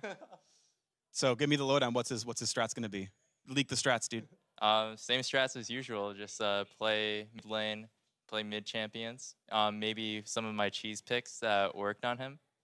Some of your cheese picks. Well, we'll have to share this with us later on if he does well or if he loses. Gentlemen, thank you very, very much for your interview. Let's toss it down to the analyst desk to talk about those games a bit more. Thank you very much, Freaka. Quick preview of what we might see in the 1v1 tournament still to come. But before we get there, we've got to close out the best of, or not the best of fives, the actual 5v5 Summoner Rift games. Man, I'm still in Worlds mode half of the time. But either way, LCK of all teams here, right? The Dream Super Team. That's what we call them. Top of the day. Yeah, There's no bigger accolade than being the Dream Super Team from the LCK. And then you lose to the Dream Super Team of the LMS. Absolutely, and I was guilty, I think, of anyone of thinking that it would follow this very predictable cadence, because we've seen games where the LCK have fallen behind, but they tracked it very well on the cast about how the gold lead wasn't expanding, right? It's still LCK. They drafted pushing lanes. They were pushing up. They were pushing up. They were keeping thing, and you're like, okay. And you kind of trick yourself. I'm going to use an analogy. It kind of felt at the start, and in these games, it usually feels like it's a superhero movie, and you're 30 minutes in, and the superhero's in peril, and you think, well, he's not going to die. There's still an hour of film left here, right? That's what you usually feel like with the LCK. You think they're going to push through and win. But what happened here, the superhero was Karsa. Karsa popped off in a way that can't really be described. You turned out to be like Bizarro Superman. I know. You're right. actually the villain. Exactly. That's, you live long enough, etc. Batman reference. But what I want to say here is that although they were stabilizing, although the gold was in their control, there was never a person who stepped up and you think they're going to win around this pick, they're going to win around this player. It was Karsa that the game transpired around. And even beyond winning around a person, I think winning around an area of the map, right? Because we talked a little bit about it with Rekkles, and he was talking about how mid lane is where a lot of the early vision stems from. And if you lose control of mid lane early on, vision right now is so snowbally with zombie wards and everything really propagating that effect that once you lose control of the vision around mid lane, and then you can't go to the side lanes anymore because there's this Fed assassin, it really does kind of collapse, even around Korea that are trying to control all these aspects. Right. The LMS were able to take away a lot of those options. I mean, so interesting then, because you already referenced Rekkles, and as well, we asked him, what's a pick that he might think is being overlooked right now, and Kha'Zix was exactly that pick. So when you talk about vision, we heard Zyrene saying, with the Evolved R, the ability to jump from bush to bush through the river and really snake around that vision in the mid lane. I mean, Faker, we heard it. 1-7-2 scoreline. That's next to unheard of. They also gave him Zoe. They also gave Zoe. They also gave Zoe. I'm not even criticizing Faker. I'm just saying that's something that you don't normally see. And for a man who's well practiced in the mid lane, we saw what not being able to necessarily sense that gank pressure from the Kha'Zix resulted in. And specifically, it's also like blue side Kha'Zix. In the LPL, we see this pick a lot. It was Clearlove who really started it. And what you do is, it's exactly as Zyrene said. When you evolve R and you are able to proc the invisible passive by running through the brush, if you're from blue side and the brushes that run around the top of the Baron pit, you can get underneath all of that vision and they'll never see you. And that was where Karsa was actually catching Faker out a lot. He would run up the side of that, go into the bush, Faker would try to push out the lane and clean up some CS, and suddenly he's now 0-7. All right, utilize that in your solo queue games. That's going to do it for the Battles on Summoner's Rift today. Before we jump into Howling Abyss, let's go ahead and take a look at the standings. In Group A, the team from the LMS reigns supreme with the Korean representatives behind them, while the LPL All-Stars top Group B, leaving Southeast Asia and Brazil winless after day one. I saw that fist pump Prosker. But here we go. Didn't lie. Of course, we're only through day one here, so not even every team within a group has played, everyone else within their group. But what's our initial, kind of assessment of these group standings with LMS? Hey, out to the lead in Group A. It's flatter, right? It is more of a flatter than the big divide we were expecting to see. NA had a good time in the early game as China. LMS were able to actually run over the LCK in general. So sure, there are some early favorites, but it feels like the meta is starting to settle, and the standings, I think, will settle with them with 6 more games. Is the meta? I was going to say, I've seen a lot of, preseason games where they are super damage heavy, and super damage heavy team compositions for both sides, you know, those games are really volatile. So with these group stages being so short, you know, and we have only a couple days here of All-Stars, I feel like the groups themselves extremely volatile. So we very well could have, you know, some of those tiebreaker situations, and those I believe are like settled with 1v1 shootouts. So that could be even more exciting and come down to like a couple, you know, very small things. And I also really want to go back to just like how volatile LMS versus LCK just was. Yes, the LMS had a huge victory right there, but if you go back to Champions, like, you know, Zoe goes through and Faker had the opportunity that he could have counterpicked or taken a mid lane before Azir and Ryze were banned. Right. And we talked about this, and they let it go through. So this might have just been Korea, you know, maybe being a little bit cocky, maybe Faker thinking like, it's fine, we can give away these champions, I can deal with it. And I don't think they're going to make that same mistake again. Well, you can tell he wasn't happy with the loss, or rather the result of the game. So we'll see what they come back with tomorrow in terms of the 5v5s. While that takes place, we'll see. Oh, woof. Hey, now it's time to focus in on the 1v1 tournaments. There it is, which kicks off after the break. Here we get a look at one half of the bracket. Faker versus Vert. Bjergsen versus Fofo, who's put up some big performances today, of course, on that Zoe pick. That's the true Zoe player. Yeah, exactly. I'm not sure anyone's going to get Zoe in the 1v1, but, you know, hey, a mid lane matchup there. We heard from Mike Young that a lot of mid lane focus picks for Bjergsen in the practice. Any particular matchup, though, that's jumping out at you that could be exciting here? It doesn't have to be Bjergsen versus Fofo, and doesn't have to be Zoe versus Zoe mirror match. Wouldn't that be something? Hey, if they agree on it, right? Froggen, he got a lot of people to agree to a lot of really weird 1v1 rule sets when he was wreaking havoc through the tournament. I think Uzi and Levi is the other big one that I'm looking at. Obviously, Uzi, our defending champion, is going to be interesting to see if he makes it to that final round, has the opportunity to defend his title. Bit of a dark horse. Now, I know like there's hype on Uzi, but Mako is also in this, and he's one of the few support players, I think one of two right now. And the thing is Mako doesn't play support in solo queue, and he is a very high-ranking challenger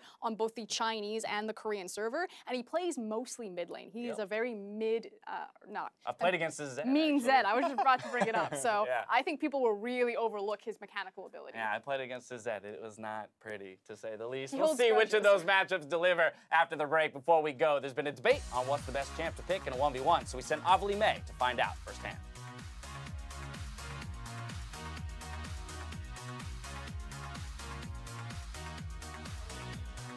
Hey, it's Avali. We're here at All-Stars, and we checked in with some fans to see what they had to say. Who do you think is the strongest 1v1 champion? Zoe. Maybe Lee Sin. I really like Lee Sin. Faker. No, champion. Faker. Zoe's overpowered right now. Yeah, she's gonna one-shot you, like, probably after level 6. Do you have the mechanical skill to play Lee Sin? I don't at all. I'm terrible. But I'm actually really excited to see Doublelift in the 1v1 competition. Oh, you're just rubbing it in his face, aren't you? Oh, is he not here? Faker is not a League of Legends champion. I'm talking Zoe, I'm talking, we've heard Lee Sin. I'm still going with Faker. I'm gonna give you a high five. Yeah. Stay tuned for more of our fan coverage of all things All-Stars.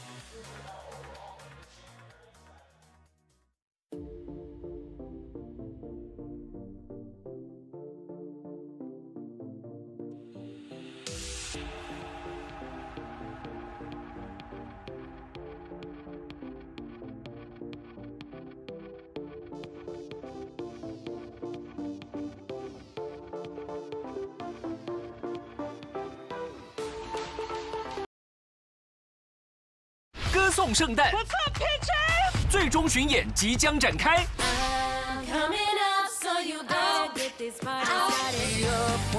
We like to keep it oral. Is it weird that everybody is better at the one thing that we do? We've never competed against bands that have instruments, so what's the plan? We're going to show them that we are not a joke. We are better than all of those other bands. I love you, awesome nerds! Let's Aka finish this. 歌喉赞3，12月27告别开唱。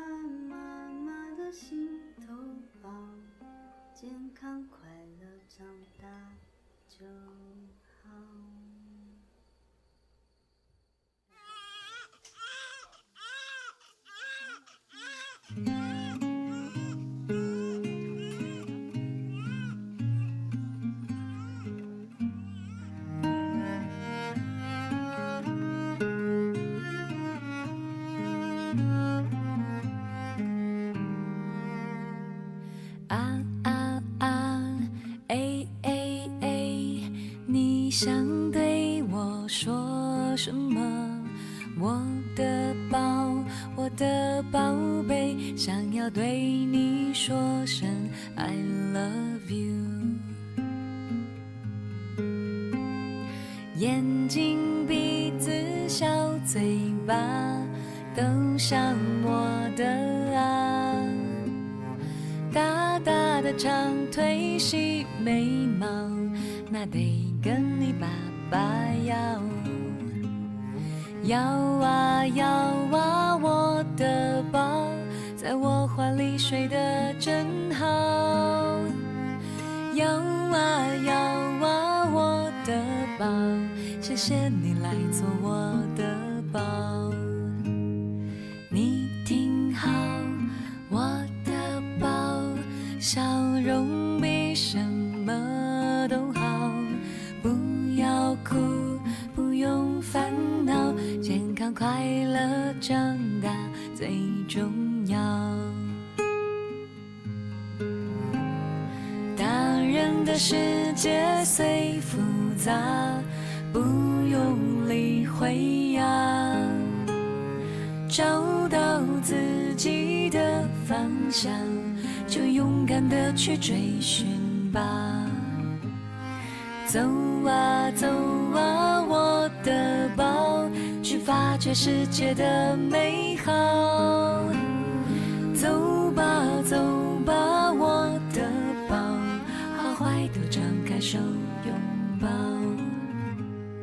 爸爸妈妈的心头宝，健康快乐长大就好。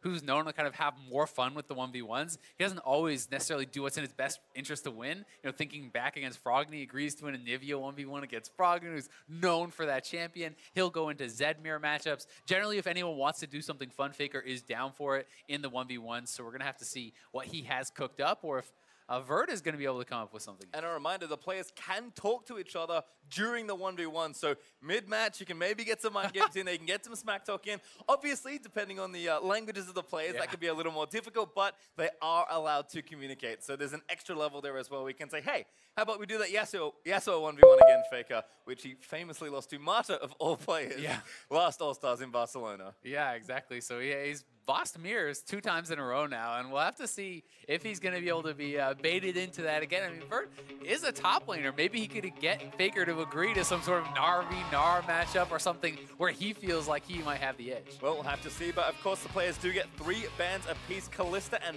Pantheon are the first 2 bans there. Like you said, AD carry, very popular in this sort of game mode. Yeah, it certainly is. The Faker's also a guy who's kind of known for not really caring too much about the bans. You know, he's famous for banning out Aatrox and things like this in solo queue and Garen. But Draven is definitely someone who would be pretty powerful in the 1v1. Something like Fiddlesticks actually can have a pretty powerful 1v1 as well. We might see pretty different summoner setups. Some players, if you can play something that has a lot of mobility, they tend to go for things like Exhaust Ignite, Exhaust Barrier, or Barrier Ignite. These sorts of combinations can be super, super strong if you're going for a 1v1. But then, if your opponent is going for a more defensive setup, they can try to outlast you, push you out of lane. Because I tend to think that the more defensive setups are more powerful. Things like Second Wind from the Resolve tree can be very strong. Even seeing Grasp on AD carries, things like Fleet-Footed, even if they're not as strong in the traditional Summoner's Rift, I think can give you a really big advantage in the straight-up 1v1 where it's just more about outlasting that one opponent. Certainly can, as Azir is actually the final ban from Faker. Kind of a curious one there, as Jace, very, very good 1v1 champion, will be Vert's last ban. So it is now blind pick time Vert has locked in Varus. We'll see what Faker wants to play here. Oh, all right. It's time for Nasus. The insta-lock Nasus. I actually think if Vert plays this well, he should have a bit of an advantage here. It's going to be really interesting to see if Faker is going to stick with these masteries because yes, you have Wither, yes, you have Exhaust to hold him down and try to catch up, but if you do not take Flash, if you do not take Ghost or any sort of speed-up type mastery, then you're relying on something like maybe Phase Rush or just trying to push in your opponent with perhaps something like Comet and an Emax going maybe more of an AP Nasus or a hybrid Nasus because that does have very powerful poke. And in that case, you're looking much more for a win on CS. You're not really going to kill the person unless they kind of opt into staying around too long and get poked out. And I think that's kind of a great point to start here, is that a champion like Nasus in this sort of environment is kind of playing more to 1 or 1.5 win conditions, whereas the reason I think ADs are so good is because they are very flexible. You already want to farm on Summoner's Rift, you can do that here. You're obviously good in Siege if you can try and knock down the turret, and if a scrap breaks out and you need to fight, you can also do that as well. That's really why ADCs are so common at All-Stars in the 1v1 mode. Yeah, exactly. It is going to be Airy for Faker. It's Comet there for Vert. So it is going to be much more about the poke, right? It's going to be seeing which player is going to be able to push the other one out. And Faker is going to be starting Doran's Ring, so he certainly is going more of the AP Nasus type of route, whereas Vert is going to be starting Longsword 3-pot. So he's trying to be able to kind of withstand the poke, and it's going to be a lot about how many skill shots can Vert actually hit. There's not really a lot of dodging to be done with Nasus's E. It's so big, and you know, it's going to be more down, I think, to how well Vert plays rather than how well Faker plays, because it's such a binary champion when you're playing Nasus without Flash, without Snowball, without Ghost, or anything like that going on. Yep, two defensive summoners for both there, Barrier and Exhaust, kind of key to point out there. And again, even though this looks like the Howling Abyss, it is almost the same map you play in ARAM. The one difference, I believe, is that you can recall, so the players are allowed to get shots in. Yep, exactly. You can use base timings, you can control minion waves. There's all of those same strategies here in this 1v1 mode. If you can freeze on your opponent, then great, you can go for these sorts of things. But as we see, you know, Vert already going to be taking quite a bit of damage, and Faker's trying to kind of utilize the brush. Just there's no wards on this map, so being able to sit in that side brush makes it so that the range disadvantage is not as big of a deal. And you know, Vert at level 1 maybe at a bit of a disadvantage, but as he hits level 2, gets the piercing arrow, he's going to really need to start hitting those skill shots, hitting his Qs, poking Faker down, and trying to maintain some wave control. Well, again, I had a quick check-in on the runes, actually.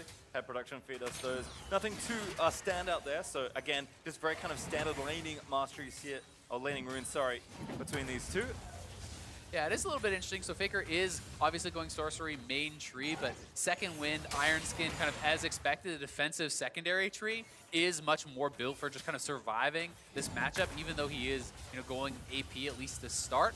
And I do think also 他这一盘的话是不是 is a little bit interesting here from Vert. So once again, 想要靠补刀来 resolve, but he is going domination for those heals. Every time he hits Faker, you know, there is a cooldown. 结束比赛？对，目前为止的话，已经是一直持续的一个落后状态。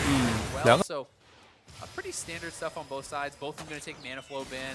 个人肯定都是法力流吸弹，对，法力流吸弹那个。 Keystones as well with Airy versus Comet. And looks like Vert kind of doing what we expect as the levels creep up for these two, pushing the wave in a little bit more, gonna hopefully. 天赋那个旁边的两个天赋，包括终极技能帽，还有这个另外一个天赋。 230 or so does tick by Vert, getting that first health relic. And Faker even going 2 points E before Wither, so once again, very much so a focus just on farming, just on harassing. But I do feel like if Vert can stabilize this is super winnable, right? This is really, the ball is kind of in his court as far as this 1v1 goes, because there's nothing surprising Faker can really do to you. 回来，而且还是领先了。伤害有点高啊。这边 Vert 这个状态并不是很好，就是有一种想回又不能回的一个状态，很尴尬，回不去。对。 而且这个地方狗头的话，马上要把一波兵线推进来了，哦，被迫回家了。被迫回家了之后，那狗头这里可以回去赚一波兵，其实。那这样的话是同意对方回家了。就刚才Vert那个状态，就是又不敢回家，就是怕这个兵我吃不到，又害怕对方随时过来消耗我。狗头这里的话，补刀是领先了对面6刀。对，在最顶上可以看得到，领先的情况下，还是可以去靠补刀来赢得比赛胜利的。这样看下去。 就Faker可以持续用这种方式来压对方补刀。对的，回家出了一个回血豆，还有一个冰川护甲，小的。那 Vert 这边也是出了双波澜，6级。感觉双方都没有想要去拼的意思，会不会都是在想我们就靠补刀吧？没关系，没关系，这个对，看一下6级那波对拼吧。拼一波 ，Faker 肯定是不怕的，可是有个虚弱 ，W 技能又可以减攻击速度和移动速度，大招可以加血量。是的，他这里就不停的放 E 就好了。对。前面感觉 Vert 出现的那一波失误其实有点太严重了，本来他的补刀是有优势的，那一波打完之后，现在落后了补刀就很尴尬了。是的。之前如果他早一点回家，早一点在4级左右的时间点早一点回家，把2把多兰剑出来，多带一些红药水，然后逼 Faker 先逼 Faker 再回一波家，不亏的话，其实他可以靠100刀赢的。对他那个时候有点太不果断了。可以看到，这个时候已经是被耗了半血，被迫吃药。现在就很尴尬了，现在被压经验，这2个草丛，他完全没办法进啊。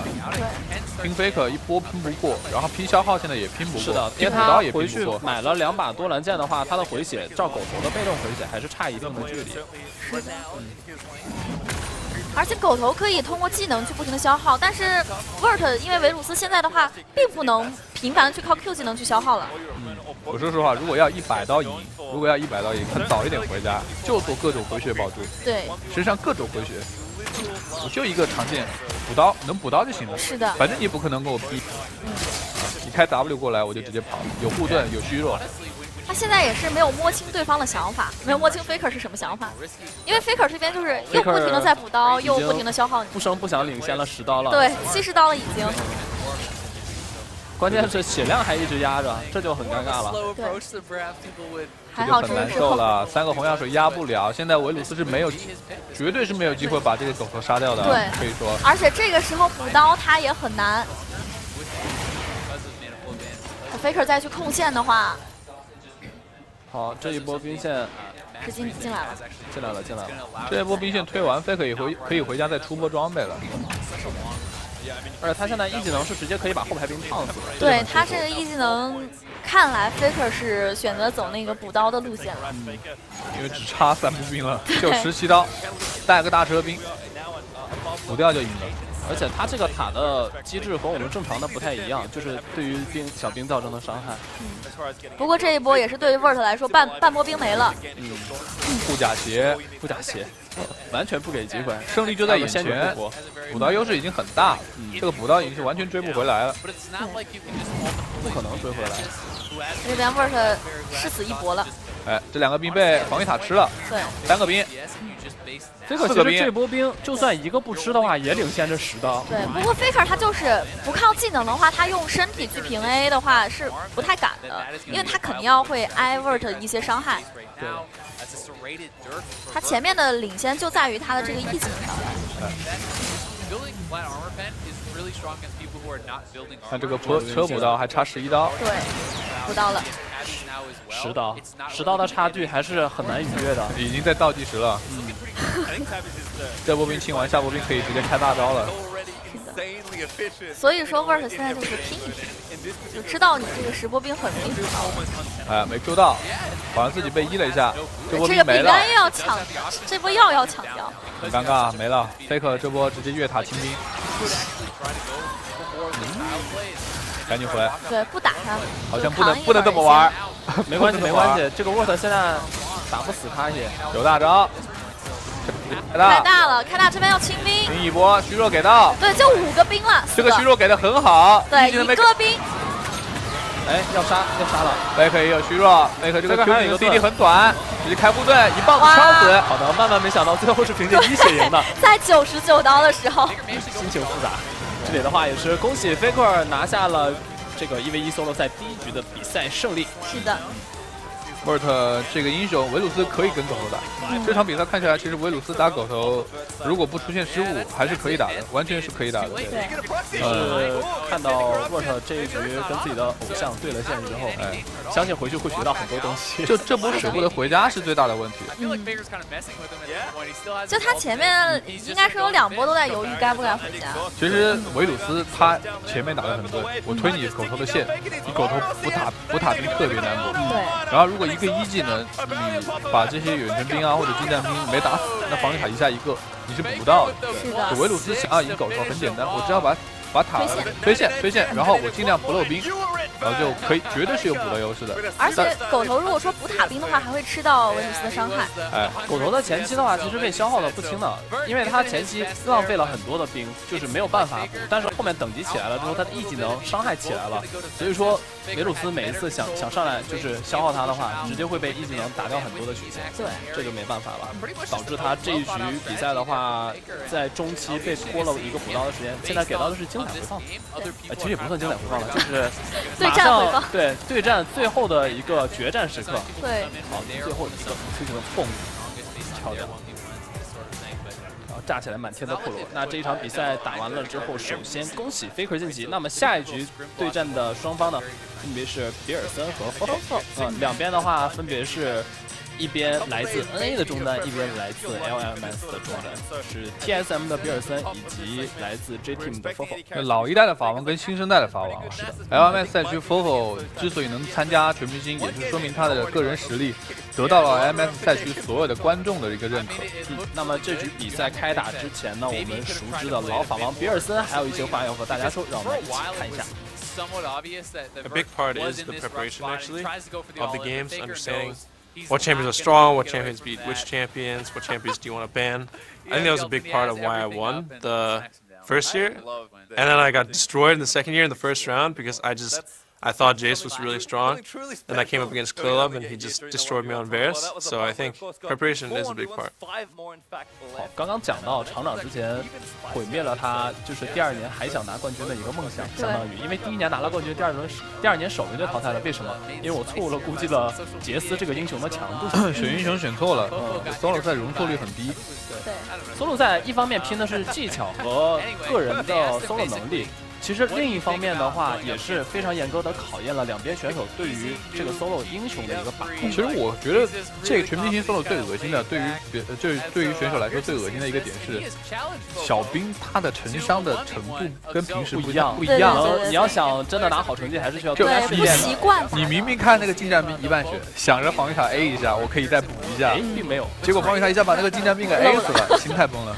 对，好，看一下。那来到了第2局 solo 赛，比尔森这边是搬到了妖姬还有瑞兹，反手搬了岩雀以及维克托，两边果然是中单选手之间的对抗，搬的全是中单。但是 solo 搬岩雀就有点奇怪了。对，Fofo 我是看到他最近有排位在打伊塔利亚，但是为什么要搬掉？好，左一啊，其实维克托1v1也不用搬到这个英雄，而且维克托他的成长性要求比较高。不过这两个都是中单，搬的也都是中单，都没有搬 AD。MF 是唯一的一个 AD。球女又是一打维鲁斯吗？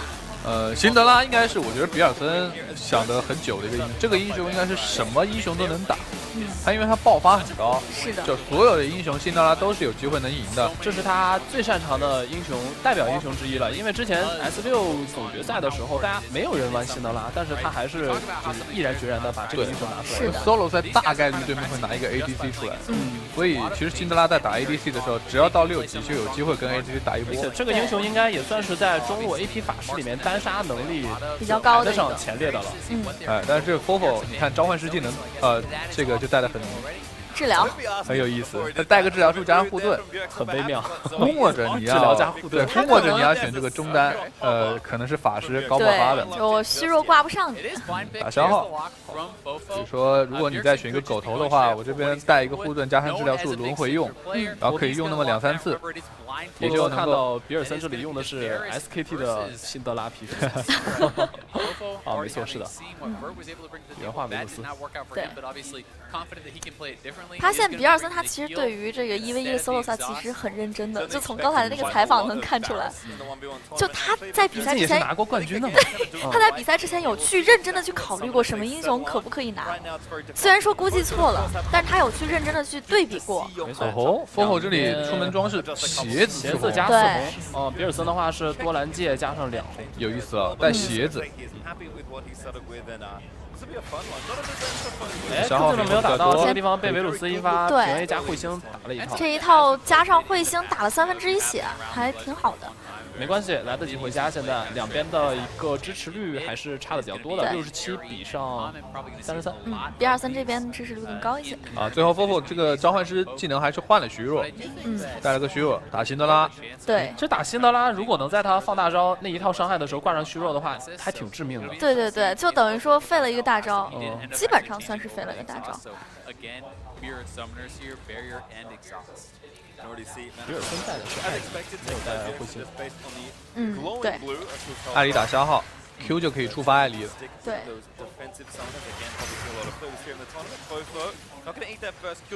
但是选到这种英雄补刀，其实在前期还是不那么容易的。再加上刚才我们说的就是这个小兵的成伤机制跟我们平时打的不一样，选手的手感也不一样。辛德拉主要是前几击难受，前几击。对线打 AD 肯定是不好打的。对，因为他等于说一个技能完了之后不能跟你对 A。对，而且他 Q 技能1级的时候伤害也不太够。他需要是球连在一起。前期能赢当然最好，赢不了其实推荐等6级，这个辛德拉也可以打。对。哎，这不漏了一个兵，2个兵。在走位，我觉得比尔森并不是想靠补兵赢得比赛胜利，对他好像他一直在漏兵，就是那种可以补到，用一个 Q 技能就可以补到，但他没有补。他好像一直在找角度。这一下 Q1 又没打到，很难打。我感觉比尔森是不是有点太绷着了？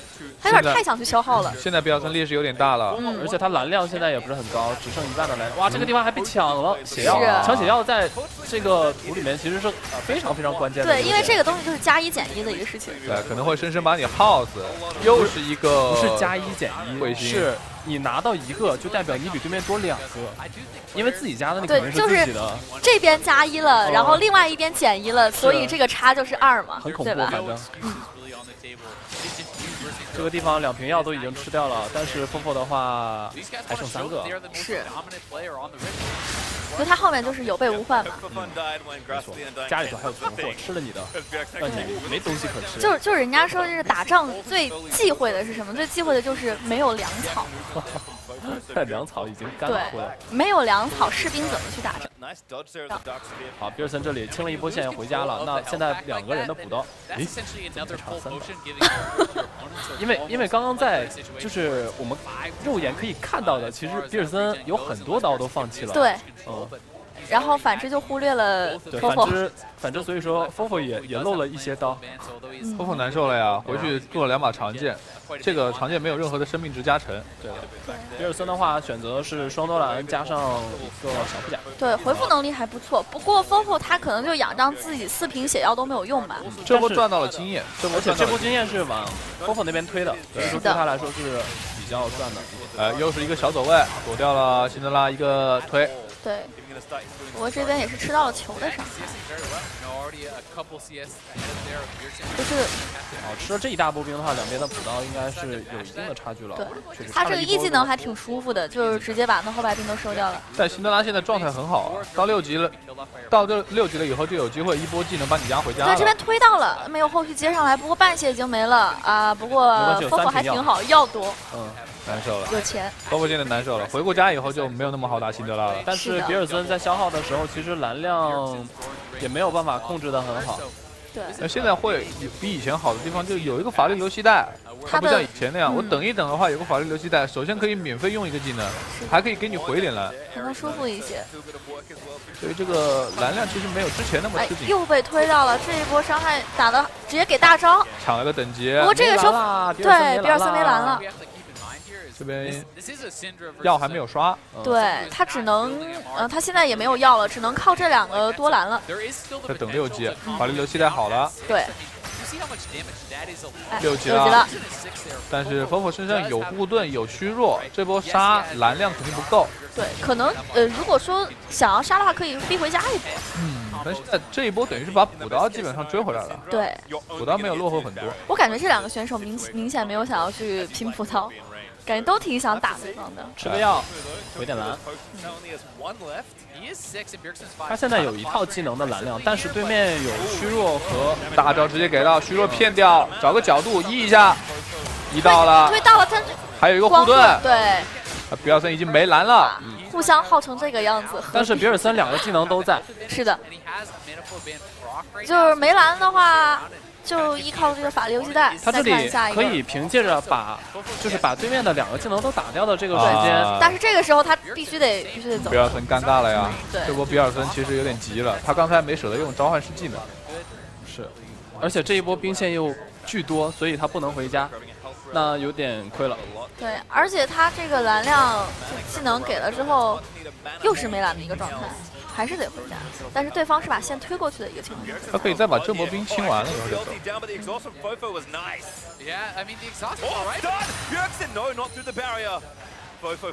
清完了以后回家，维鲁斯还是没有任何撑血的装备。对，打一波爆发，下一波没有虚弱。等到辛德拉的大招好了以后，维鲁斯压力很大。而且这一波，蓝色方的小兵又是没有炮车的，到塔下势必是要被塔吃2个。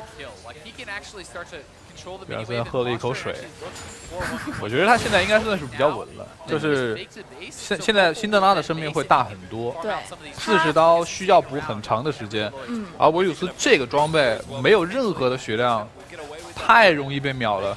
我以为 Fofo 回家可能会做一个。比如说像什么大影魔刀、小影魔刀这个装备，他就是要突出自己伤害，然后这个回复方面的话就依赖这个血药。很明显，这种装备是打爆发的。关键是他现在，哎呀，又被推到了。没有双招的时候，辛德拉其实还很有机会去把他杀掉的。对，就不光是大招，他就不停的靠小技能把你推到，然后给一套，推到给一套。这波消耗完了，下波就可以秒了。是的。辛德拉大招还没好吧？哦，好了，刚刚好。对，在找机会了。找机会。这一波 Fofo 还没有召唤师技能。对。找个机会 ，W 没打到。但是先给大，最后一下。好的。W 没有砸到，但是依然杀掉了。我们恭喜一下比尔森拿到了这一局比赛的胜利。是的，新老法王的对决还是经验取胜了。因为 Fofo 对辛德拉的理解应该是够的呀，他自己应该对辛德拉的掌握也很高。但是为什么他这个装备出的这么奇怪呢？是他其实可以靠补刀取胜的话，回天出一个小影魔刀就完全 OK。主要是他有些如果说他走位能够躲掉对方的推的话，还不至于这么致命。对。比尔森其实下一盘大棋就是他在第一波的时候直接用大招还有小技能把对面的双招砸出来了之后，他那一波并没有想着杀对面，自己留着双招的话，下一波在你双招的真空期配合着自己的大招伤害是完全可以杀掉对面的。对，而且我觉得像solo赛这种很简单，推多蓝肯定是没错的。你像维鲁斯这种推多蓝肯定是没错的。你不常见的话就攻击力高，但是血量太低了。性价比肯定多蓝剑的装备应该多蓝剑这件装备的性价比是最高的，没有任何一点。He's going to be moving on now, and that could set up a potential. Well, it actually does set up the matchup with Faker because they, I believe, do meet in the second round of the bracket, which would be tomorrow. Well, we'll have to have a double check on that one, but certainly exciting if that is the matchup we have coming up. Bjergsen not defending a title, unfortunately for Kimber, looking for a second 1v1 All-Star title. Uzi, of course, also in the hunt. We'll see him later in the tournament, but there are some killers out there. As Fofo makes an unfortunate early exit from this portion of the tournament. Still plenty for him to play for. So watch this one again. Fofo's just cornered at this point. Yeah, and I mean, Bjergsen knows it. He can posture so aggressively because he has the summoner advantage. He goes back, he gets a good buy, he establishes that lane dominance, and able to take down Fofo. And so far, 0 for 2 for Varus in the competition. It had been all about AD carries really last year. But so far we have a Nasus winning, we have the Syndra winning, and both of them looking pretty damn good doing it. You know, there could be an argument for, well, is it about the player, is it about the champion? But we'll have to find out as the tournament goes on. Certainly will, but we will kick things on. Next to prove themselves on the Howling Abyss, it's Power of Evil representing EU and Jisoo for the Southeast Asia All-Stars. I'm very excited to watch Power of Evil 1v1. This is a man that has some kooky concoctions. He's the mad scientist of mid lane. Yeah, I don't know if we're going to see any Nashers coming out in the air. I don't think he has time for that. Thank goodness. Yeah, but it'll be really interesting to see if he does cook up anything pretty crazy for the 1v1. Definitely known for his own take on a lot of the meta builds. Jisoo known as a very, very aggressive player. He did spend some time in Europe. He was on Mysterious Monkeys for a little bit. So these guys, I'm sure, have crossed paths and know each other at least a little bit because of their time in the EULCS. So going to be exciting to see just what they want to bring out. And again, we haven't seen too much out of the ordinary as far as runes go. I mean, a lot of what you'd expect, lots of strong laning runes being picked there, stuff like Scorch, those major keystones in sorcery, like Comet, like Aerie. A lot of what you'd expect on SR just kind of taken to the nth degree to give you maximum, basically laning efficiency, right? Because that's what you're really doing here. Yeah, it certainly is. And there are usually some guys, you know, it is kind of more cream of the crop, perhaps you'd say, of the 1v1 because it is just the 2 best from every team selected. And in the past, you had more junglers and guys who didn't feel like they could win straight up, so they would do these sort of all-in strats. It'll be interesting to see if there is anyone who's still going to be looking for that because in the past, we've seen things like, you know, the Olaf looking for 1v1s, you know, with Snowball and these sorts of plays. So no one has busted out yet, but we do have at least one jungler in the tournament. Levi is going to be showing his face later on. Certainly true, as Rengar gets banned away there by PoE, a top lane champion at times, I suppose, so taking that one away. And there's a mid lane champion for Jisoo, taking away Cassio. And Rengar, if you allow him to have access to the jump, I mean, these are essentially, like based on the bans, it's looking like what could you all in me on, right? And Rengar with Exhaust Ignite, something if you actually get too close to the bush, if he's able to actually stack up and hit you with one bola, sometimes you just die in that one CC. Olaf, another one who is very good at running you down. The early all-ins can be extremely powerful. And meanwhile, Jisoo just kind of targeting some of the bread and butter champions here for Power of Evil that he feels may be most powerful in the 1v1. But with Nasus off the table, we do still have Syndra up that we saw earlier. Varus could make yet another appearance, but Power of Evil goes straight for the Orianna, and Jisoo is looking at the Pantheon, which was banned out earlier. Definitely someone who's super annoying to 1v1, as anyone who has lane to get in his top lane knows it is going to get locked in. That is not a CS to 100 type of champion. That is a, you jump onto me, kill him, or you don't. Well, you don't really have a combat ultimate, and you're probably not going to outfarm combat ultimate is dropping on their head, Orianna in any sort of CS battle. So Jisoo, especially with those summoners, I love this already. Getting aggressive. The funny thing is, there's still a very high chance that it's just Aerie or something along those lines again, right? It's probably not going to be Electrocute or something as all-in, but you can set yourself up for the all-in or just to actually push your opponent out of lane by having Mana Flow Ban, by having Aerie or Comet or things along these lines. You just Q spam them out, you try to poke them out of lane. Your passive works very well in 1v1s where each auto can make quite a big difference because you are able to block and you can reset that passive with your W on Pantheon, so you can block multiple auto attacks in any of these little sorts of trades. Can be pretty strong. We're going to have to see what they are going to bring out for us exactly, though. Certainly curious to see what happens here, but finally a mix-up here. You know, as our third 1v1 match is underway. I like Power of Evil playing kind of a trademark champ, but Aerie on both sides. Pretty predictable here. Again, such a great harassment keystone. Yeah, and Corrupting Potion there, that is kind of more of a standard top lane start if you are going to go for these sorts of builds. Would not be surprised to just see him go heavily for that Q harass and try to really get a lot of a poke down on Power of Evil with that. Obviously, Orianna is not a purely auto attack based champion. You can retaliation trade with your Qs, with your Ws, and use spells only. So we'll have to see exactly how Power of Evil wants to try to play it out. But generally speaking, it is very oppressive in these 1v1s to go up against Pantheon. Well, we did expect some mix-ups here for Power of Evil, so I'm going to read off his runes for you. Summon Aerie, which we can see. Mana Flow Ban, absolutely great. Absolute Focus, Scorch, Biscuit Delivery, and Futures Market. So secondary inspiration for Power of Evil. Okay. This is kind of interesting. I actually feel like Futures Market makes a fair bit of sense in the 1v1 situation because if you can actually get a strong early buy, the debt does not really matter because the game is going to very likely end before the debt actually comes into play and you're looking for multiple buys. So you get that one super strong buy on your first back. That seems pretty intelligent. And if you are getting poked out very heavily, well, Biscuit Delivery, if the game is going long enough that you can actually get those biscuits, is going to be the extra potions. But as we can see, Power of Evil has already taken quite a bit of damage, and Jisoo is going to have a fair bit of sustain with the 3 charges of Corruption there.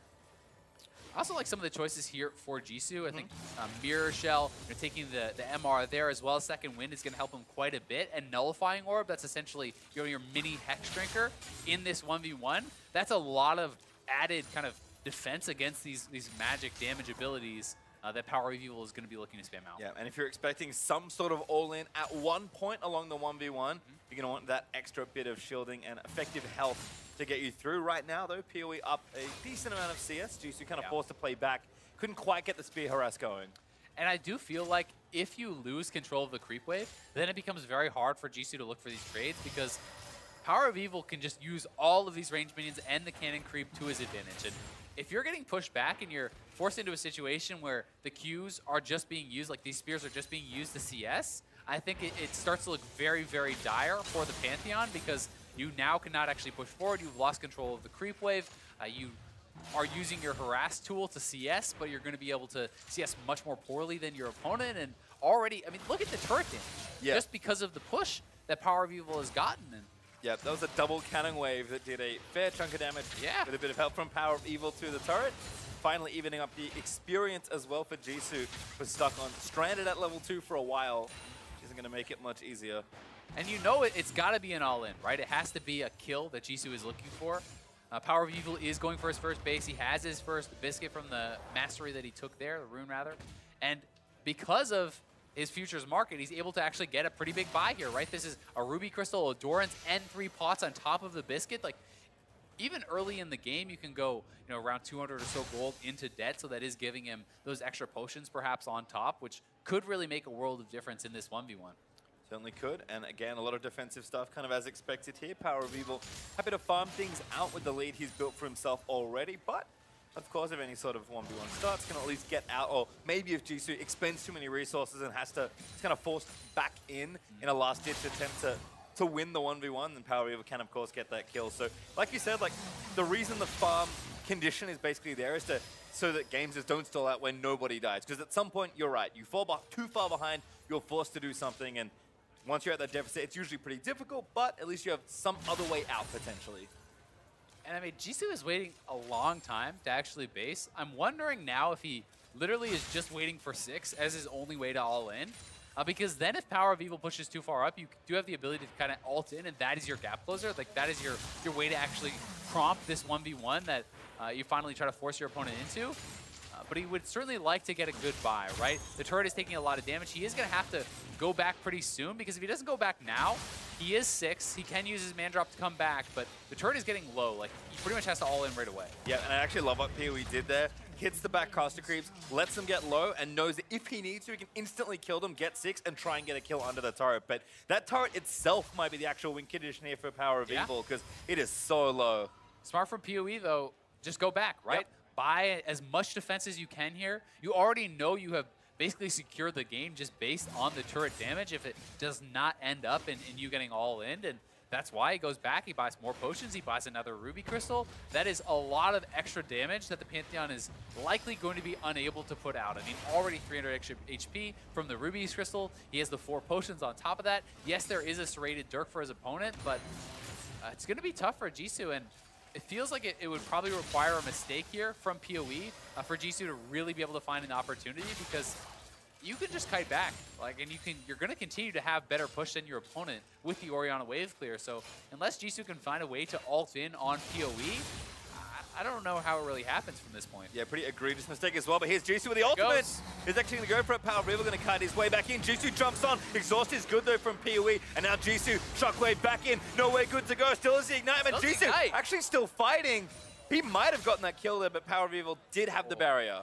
And now he can push in. He can threaten the dive. He has to try to threaten the dive here. If he can get in, he's going. No, that's too far. Oh, it's close. Oh, he got it. Oh my God, Jisoo! You're kidding me. Jisoo comes up with the miracle kill there. Power of Evil could have just gone back to base. All the summoners were used. The ultimate was down from Jisoo, and you have to think if PoE just based, he would have been able to come back and knock down that turret for sure, but he had the barrier in his back pocket. He had the confidence that he could do it. But you know what won that 1v1?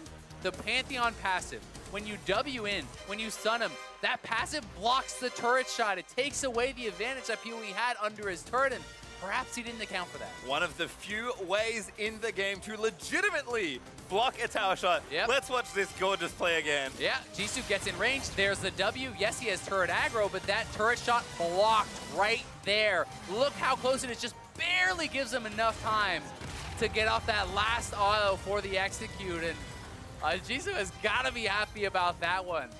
Well, maybe he's still got business to attend to. Power Evil looks understandably shocked. After that, he died through Orianna E and a barrier. I think he knows he made a little bit of an oopsie. Yeah. He was definitely winning that one pretty hard, and it didn't feel like he played the later stages of it perfectly. You know, even when the Pantheon ult is coming in, if you actually time the Orianna ultimate with that as they are landing, you can pull them out of their jump, completely just trading your ultimate and negating that completely. And if you're able to pull that off, you still have both your summoners, they have no way to gap close, you probably win. So definitely some misplays there from PoE in the 1v1, but Jisoo played great. Yeah, certainly did. I mean, it's not a long game generally in a 1v1, but mid-game, a little shaky there perhaps for PoE as Jisoo moves on. Looking at our next matchup, though, this will be fun. It is Mako from the LPL versus Frozen, representing Turkey, a support versus the mid laner. There aren't too many supports in the 1v1 tournament. But Mako, as we've heard from the analyst desk, actually before this segment, is quite good in some sort of duel.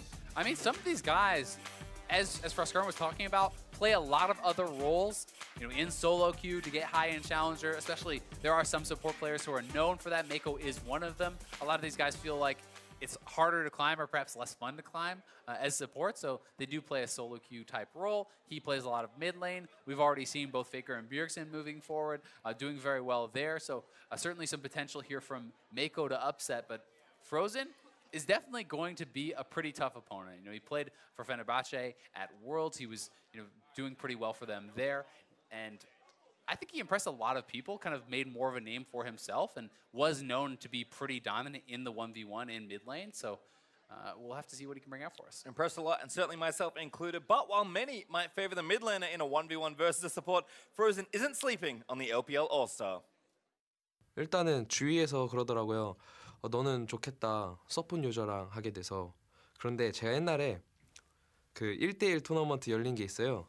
근데 거기서 울프 선수한테 졌었거든요, 1대1을.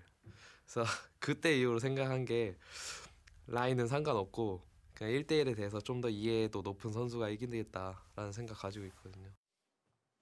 That is an excellent answer. Smart man. Certainly very smart. Gotta know what's up, and we see the Chinese fans bringing over the signs. So that's the first time I've seen those in the NAL studio, I think, ever. Yeah, I've never seen them here. I mean, obviously we saw a ton of them in China for Worlds, but great to see them kind of coming out here as well. I like it. Been a lot of support for the Chinese players here at All-Star, which is great. We heard some cheers for Uzi. Mako, of course, another pretty popular player, and representing his region here from the support role. But like Frozen said, it doesn't matter where you play. It matters pretty much that you win in the 1v1 tournament. Representing his region. I'm paraphrasing him there. Representing his position for support players everywhere. He's fighting for them. But traditionally, support players, you know, although Frozen did say support doesn't really matter if it's in the 1v1, traditionally it has mattered at All-Stars. Usually the support players and the junglers fall out pretty quick in the 1v1 tournament. We'll see if Mako can be the exception to the rule here. Well, I know Mako when he made his debut on EDG at least 2 years ago, a while ago now. I remember casting those games, and this was when anti-support was in vogue. He played at least 10 games of anti-support in a row, so certainly is comfortable on the Burst Champions as well. But let's have a quick look at the Champ Select. Ryze and Karma, actually the first two bans here, so Majors taking hits.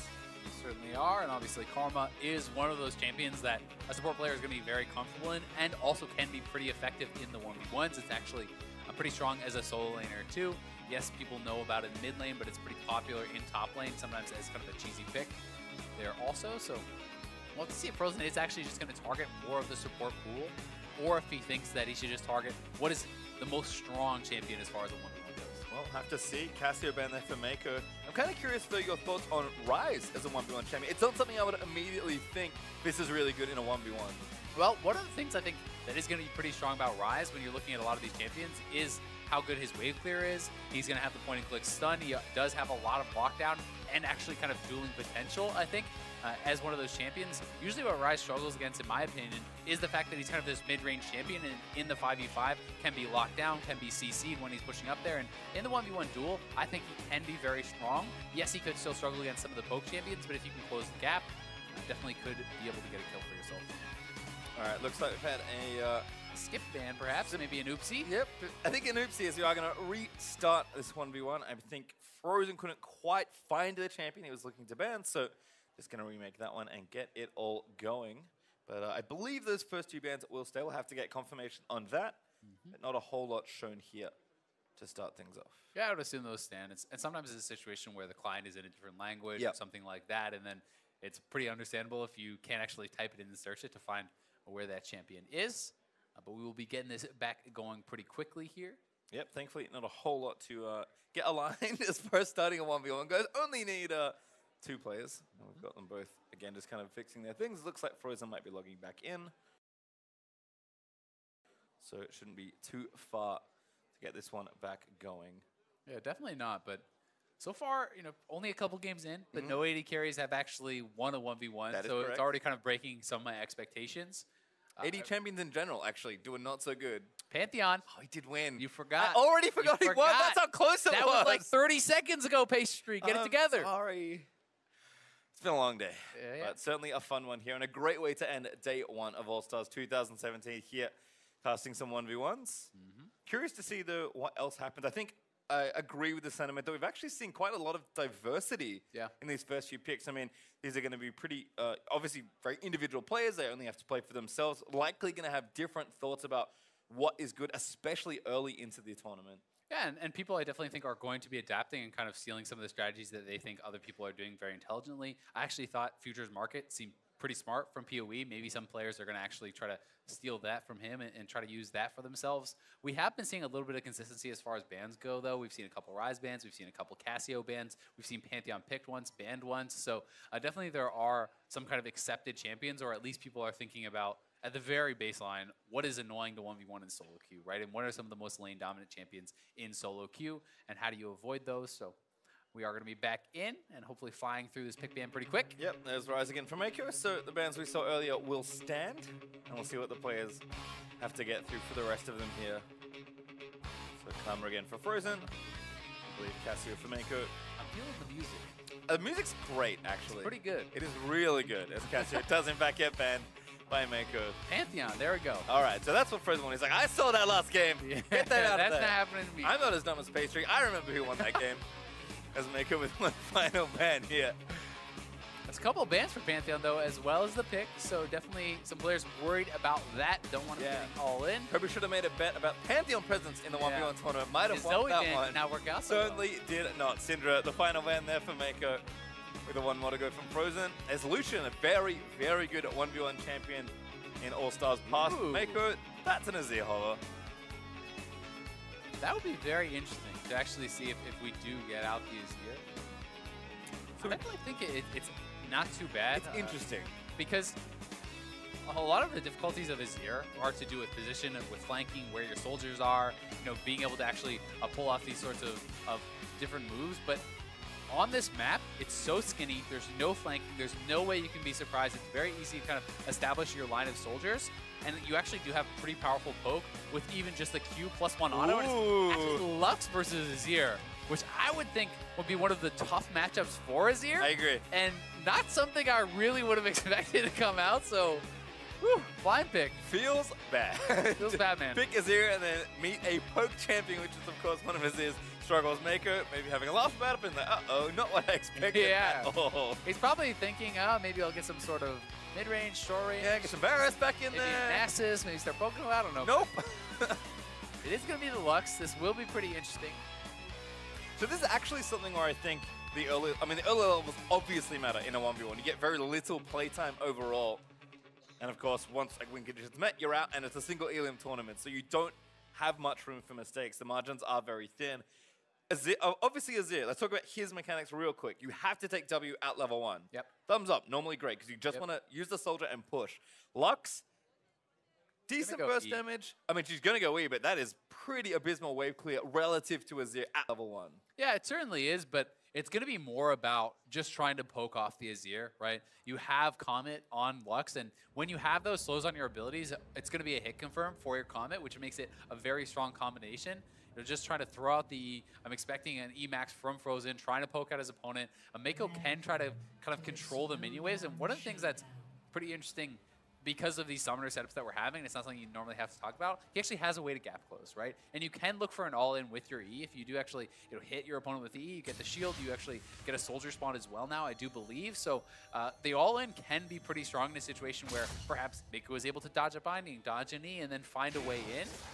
We'll see how effective he's going to be able to be, but already a little bit of trading back and forth. Both players probably going to just go back to base. Yep, nice bit of harass there from Mako.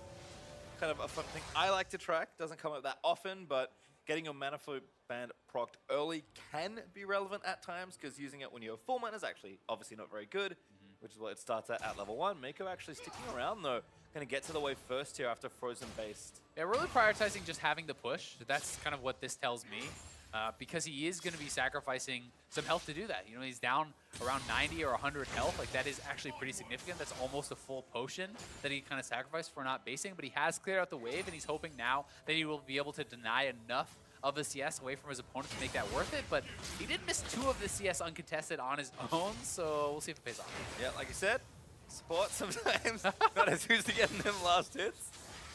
As Aery vs. Comet once He's again. missed, he's 4 for 4. Missed.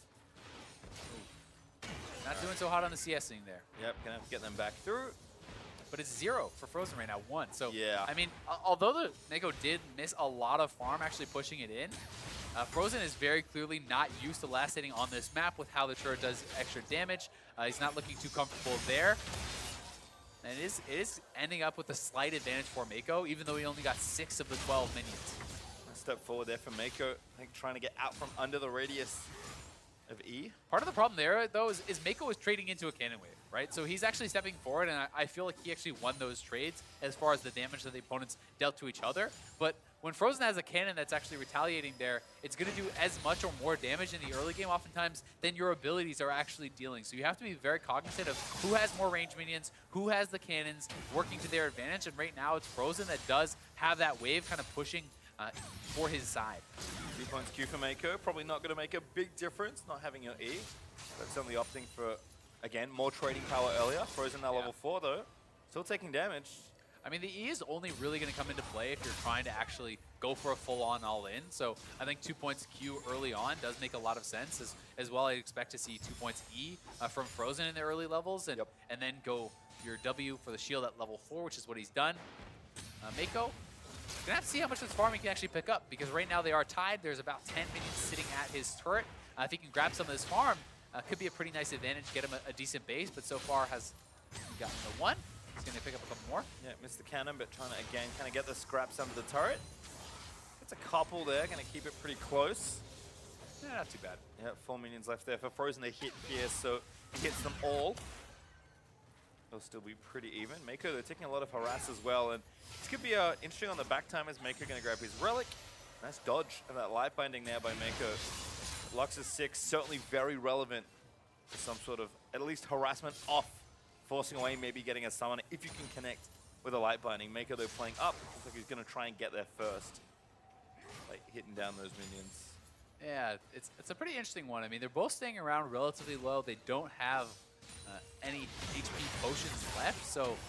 Ooh, Mako going back in. Frozen forced to burn the heal there. That's actually pretty nice, because it is traded back and forth, but now it's exhaust versus barrier. I do feel like Frozen is going to have more trouble getting good use out of the exhaust if Mako wants to sit back. There's not really going to be a chance for Frozen to do that, where you're always going to get some sort of use from that barrier. One of the really interesting choices here, though, is actually Celestial Body for Frozen. So he's actually taken 10% less damage dealt for 100 HP. So this is the mastery that you take 10% less damage dealt for the first 10 minutes, but you get the bonus health. So he's really kind of just prioritizing what he thinks to be survivability. He's figuring perhaps he can just poke his opponent out and make sure they can't get all in with that. He did also take the Biscuit Delivery, and oh my god, not even using the barrier. Mako, that was pretty close. I hope he calculated that one, because that was We'll give him the benefit of the doubt. My goodness, nice snipe there from Frozen, actually hitting the edge of that pretty big laser hitbox. The secondaries are really where the kind of differentiation here is, though. It's Celestial Body and Biscuit Delivery for Frozen versus Taste of Blood and Ravenous Hunter for Mako. So he is trying to look for the kind of healing from abilities, but I do think Frozen is kind of outbottomed a little bit with the biscuits. I think you're going to get more health back than you can actually get in a short game from Taste of Blood. Oh, for the all-in. coming in, has the ultimate, shuffles perfectly onto Frozen. Needs one more. The minions are on him. Yeah, Mako now actually just has to deal with the minions. Frozen gets a bit of a shield. The health bars are so low. Oh, the minions are on Frozen. They're chasing him in. He's just going to die to those ranged minions. Mako waiting he doesn't again. have to do anything. Yep, chilling out. Letting the soldiers do it. As these new minions get the kill. Oh my god. What a tilter for Frozen. The melee minion goes off on a rogue mission there, walks into the bush, and that's all it took. It gives the ranged minions the vision into the bush. Mako very intelligently backing off and pulls off a nice all-in. Sets up the minion kill there. He is going to move on. Support players looking pretty good. I mean, a funny situation at the end there, certainly, but Mako with a smooth Azir combo. It was slick. To finish, to almost finish off that game. That is some very interesting situational awareness that doesn't come up very often for Mickey to just be like, oh, you know, I just have to wait. Like, he's dead. Yeah, I mean, it was really smart. He sees the opportunity here, very low on health, but he gets the E shield, has his barrier. Exhaust really not being effective there for Frozen because most of the damage had already come out. And then it's this melee minion wins the game for Mako, walks into the bush. Frozen cannot get it out of there. How do you walk through that soldier? You cannot. The ranged minions finish him off. Pretty funny situation, and Mako knows what's about to happen there, and he is loving it. Yep, smart stuff at the end there for Mako, but he certainly is a player that takes a lot of pride and joy, especially when he plays League. A little bit unlucky for Frozen now, losing to Wolf, losing to Mako. The supports seem to have his number. Keeps hitting the support killers in 1v1 tournaments. That is unfortunate. Well, looking towards the next 1v1, we've got Levi from the GPL facing off against the reigning champion from Barcelona last year, Uzi. It's pretty hype. I mean, Levi, very exciting player. He is the only jungler in the whole tournament for the 1v1. So he is going to be looking to try to pull something off. He's known for aggressive champions. He's known for being super exciting. Junglers traditionally have done very poorly in the 1v1s at All-Stars though, and Uzi is the reigning champion. He was smashing people last year. He was willing to give whatever mirror matchups he wanted to the mid laners. He was mirroring people in mid lane matchups. He was mirroring them in the AD carry matchups. He was beating them at both. And he was definitely on a tear. He's looking to try to repeat this year, which no one has done before. Absolutely is. And earlier, Uzi did share with us what keeping the 1v1 crown would mean to him. 如果我能拿到连续第1名呢，我肯定是会非常开心的，因为这个也是大家都没有做到了。如果能第一个做到，肯定是非常自豪的。然后就是能在世界上拿到第1名，就代表是个冠军嘛，就是也会觉得自己就拿到了冠军，这样子也是很开心。 A man perhaps a few titles, but very proud of the one he has. 1v1 champion is very fitting for a player that has been known throughout his career as such a monster to have to play against. Yeah, he certainly is. He's really been so strong in that 1v1. And like I was talking about before, I mean, it's a lot of pride on the line for these guys. They want to be known as the most dominant 1v1 player. Uzi, as you said, known for his laning prowess, known for being aggressive and really crushing opponents in that 2v2. And looking to make a name for himself even more so in the 1v1. Certainly great to see Uzi again, just how meticulous and precise he is in these matchups. We're going to look to him to see again lots of strong AD carry play, but he did show last year as well that he can play mid lane, as did have a brief stint in mid lane as a professional player. Perhaps that's helped him along here in the 1v1s.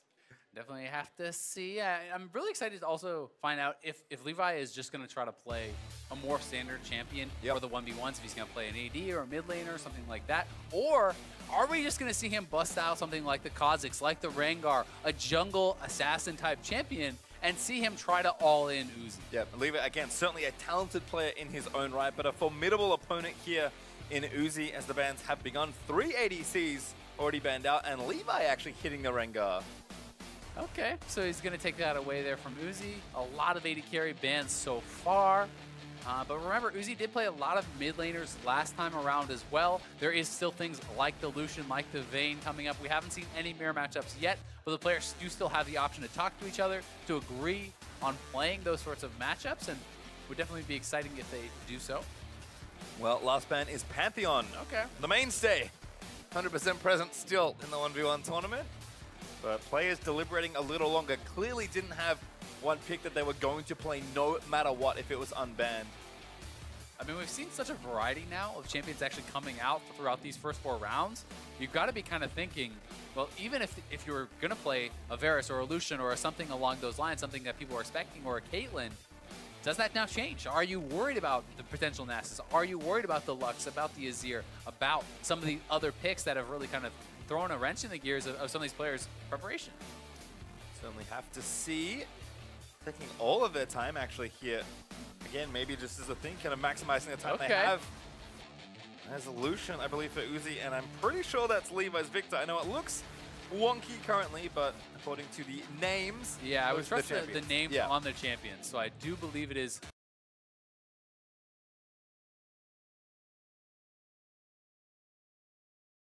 A Lucian for Uzi, and Levi playing that Victor. That is what I'm going to go with until I am proven otherwise. Yep. But thankfully, we don't have to wait very long to see what the champions are, because we get in the game very quickly. Can see, though, Project Lucian there selected for Uzi, so he will be on a trademark pick both in 2v2 and 1v1. We're also going to get one of 2 things, an AD carry winning a 1v1, or our defending champion being unthrown. So either one should be pretty exciting, and I do think that Victor can be pretty powerful in the 1v1s as far as the actual trading back and forth. Yes, you do not have lifesteal and these sorts of things to kind of sustain back up, but your Q especially is a very powerful trading ability because it's giving you the shield in addition to the actual bonus damage. Your E as well, very, very powerful, but we're going to have to see Uzi looking to kind of outplay some of these abilities, look to dodge out on the lasers, try to avoid these things, and it'll be interesting to see how aggressive he wants to play it. Certainly, Victor players around the world, myself included, lamented the loss of TFT. It was a great, rest in peace, great keystone to take there for Victor. Not option there, but instead with a Aerie. And Uzi, is that what I think it is? That is Kleptomancy. That is press the attack, I'm bad at reading keystones. I think it is going to be, just press the attack. Okay. So that is the 3-hit passive. Yep. But it's not what I would have necessarily expected for the 1v1. I was personally expecting things to be more defensive, as we had seen even Grasp on AD carries in the past. Things like Fleet-Footed is the kind of more defensive route. This is going to be very powerful, but you have to commit to the 3 hits to actually get it off, which is not necessarily that hard for Lucian because you're passive. You have the double tap, that's 2 of the 3 hits. If you can get those trades in, Q, auto, E, auto, etc., these sorts of things, it can put out a tremendous amount of damage very, very quickly. Yep, for Levi on his side.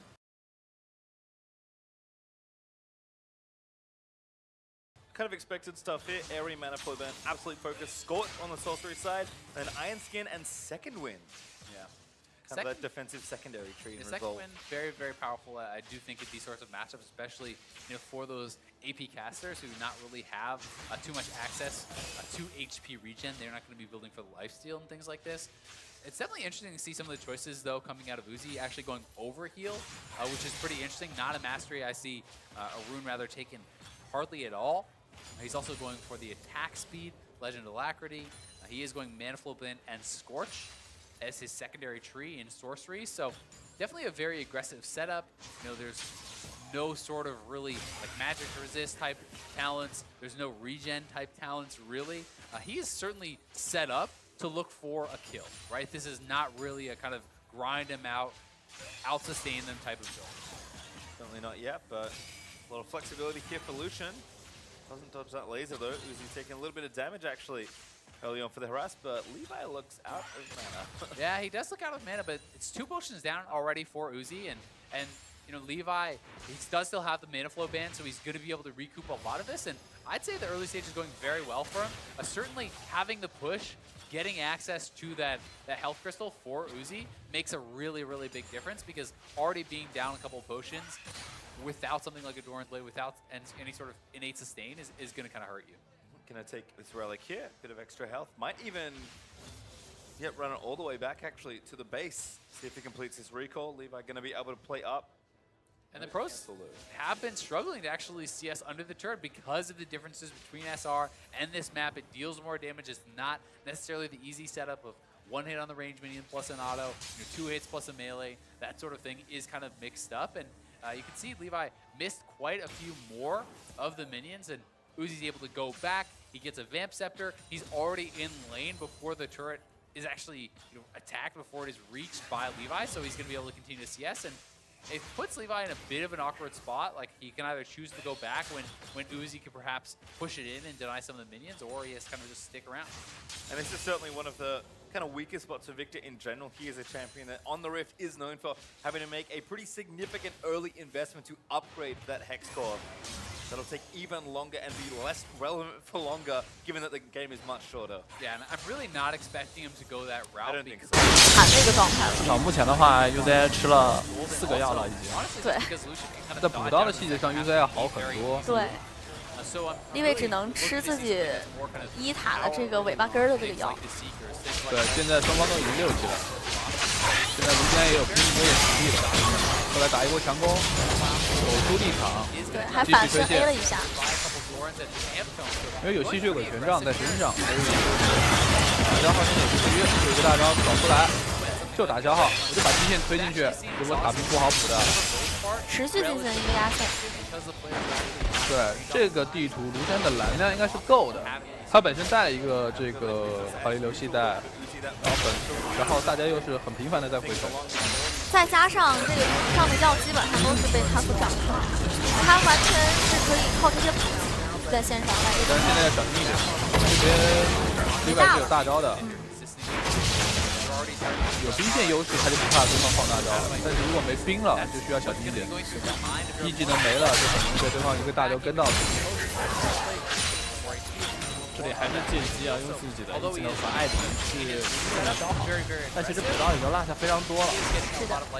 另外必须拼人头了，这个 E 没有E到。现在的话 ，UZI 可能就是没有刚才那么凶了。发现 Livy 也是不断的在进行消耗他。这波换血不是很亏，但是这个 E 到是亏了。对，是道技能，而且现在 UZI 他这个蓝量不是状态不是很好。想把这波兵清完了再走，但这波兵很难清啊。另外现在有2个技能的蓝，大招是有的，又 E 了一下，又来了一波兵。这个没有花，这个地方选了点哦，有血药的。有血药。血药的话可以招。可以再推一波。而自己的大招应该也快赚好了，但 Levi 也吃了一个血。打一波了吗？大招直接给大招逼退一下就在。这波骗了大招很成功啊！是的。维克多的大招 CD 是很长的。等于说 Levi 这个大招只打出了一个逼退的效果，就是有点像我们5v5的团战这种效果，浪费了，浪费了。对，1v1这样子完全不值。看一下这波又要回家，双过来，加长剑2红。可以说他现在回来拼一波，维克托已经有点难受了，多了一个大招。是的。但是补刀已经追回来了，这一波的话，还不回家吗？而且这波他刚好上线的话，也是刚好能吃到这波兵，等于说不回家有点刚猛啊。对，因为这个状态，直接被推出一波气方洗礼，扫个全的，不给虚弱，这一波是要死了，直接死了，这一波 Levi 真的是有点太贪了，对，舍不得回家。Levi can look for an all-in, but Uzi is playing it very intelligent. Ooh, actually trying to go in for something. Perhaps ulti down from Levi. Uzi gonna walk out of that one. I don't even know if he hit the first tick. Like, that actually looked like it was just a straight-up whiff. Maybe caught him on the very edge, but either way, the ultimate being down and the summoner down, plus you're behind in farm is pretty brutal for Levi, and starting to look bit grim.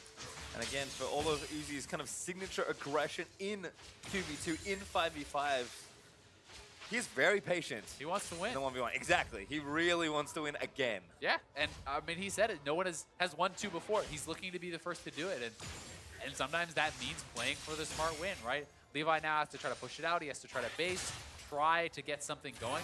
Try not to die. Uzi's looking for the all-in. Uzi diving in, exhaust down on both sides. Levi still running away, but Uzi gonna chase him down! First blood! Nicely played there from Uzi. kind of flexing his muscles on Levi. The jungler curse continues, getting knocked out in the first round there, but definitely a respectable showing. He did look quite good on the Victor.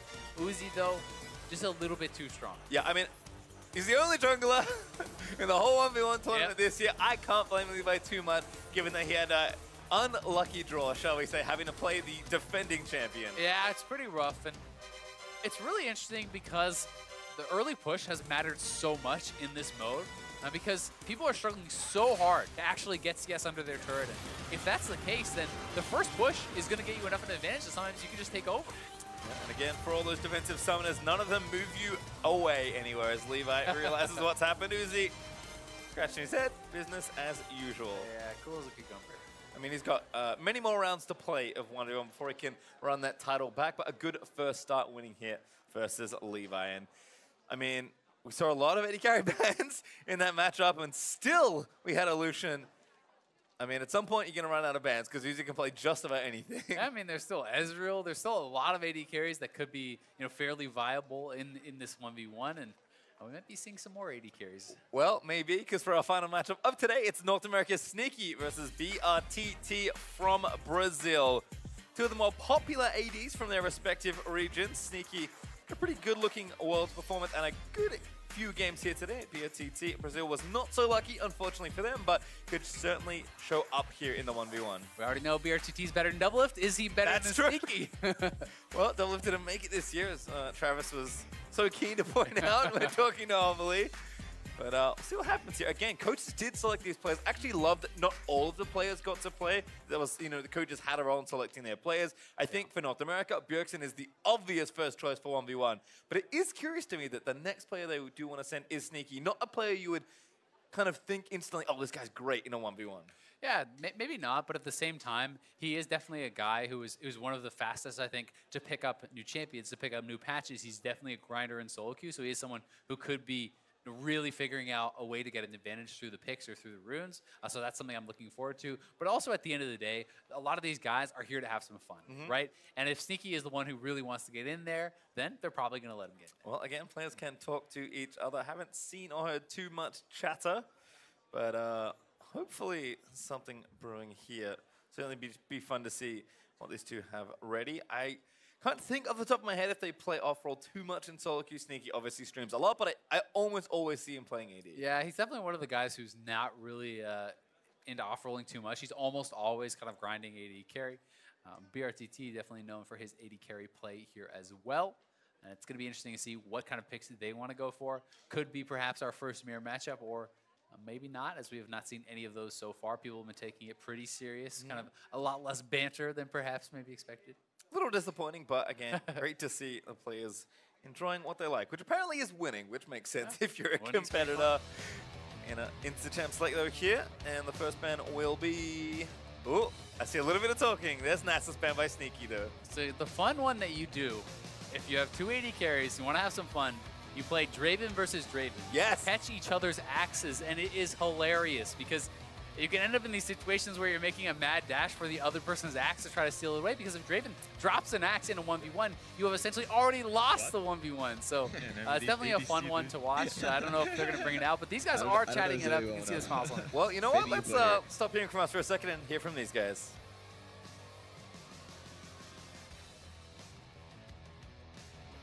Not to hear. Oh.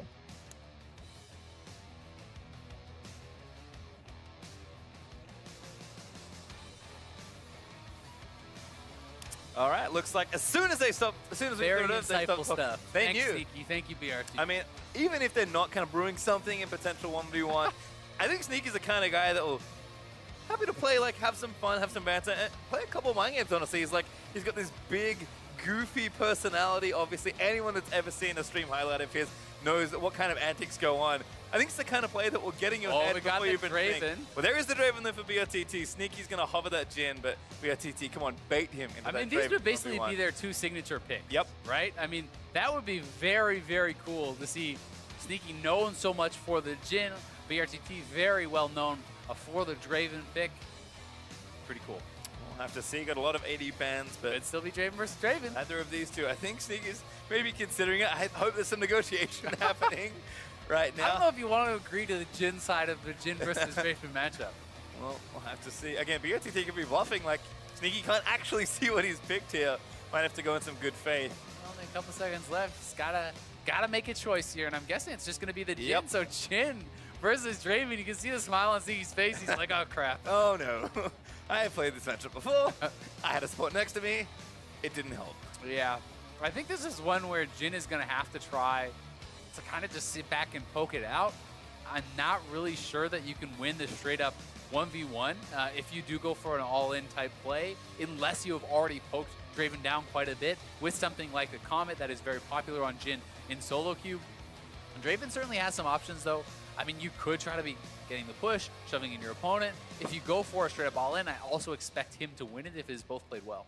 Certainly do, as we'll have a look exactly what these players' choices were as we move into our final 1v1 game of today. Still plenty more as the rest of the 3 upcoming days do move on. But I like this. You know, if it wasn't going to be something kind of fun, at least give us, you know, something like this. Bit of fan service here, some signature picks. Jin versus Draven. No Twitch for BRTT, which would have been maybe the ultimate signature pick, but I don't think that one's very good in 1v1, and he still wants to win. Not sure that Jin is that good either.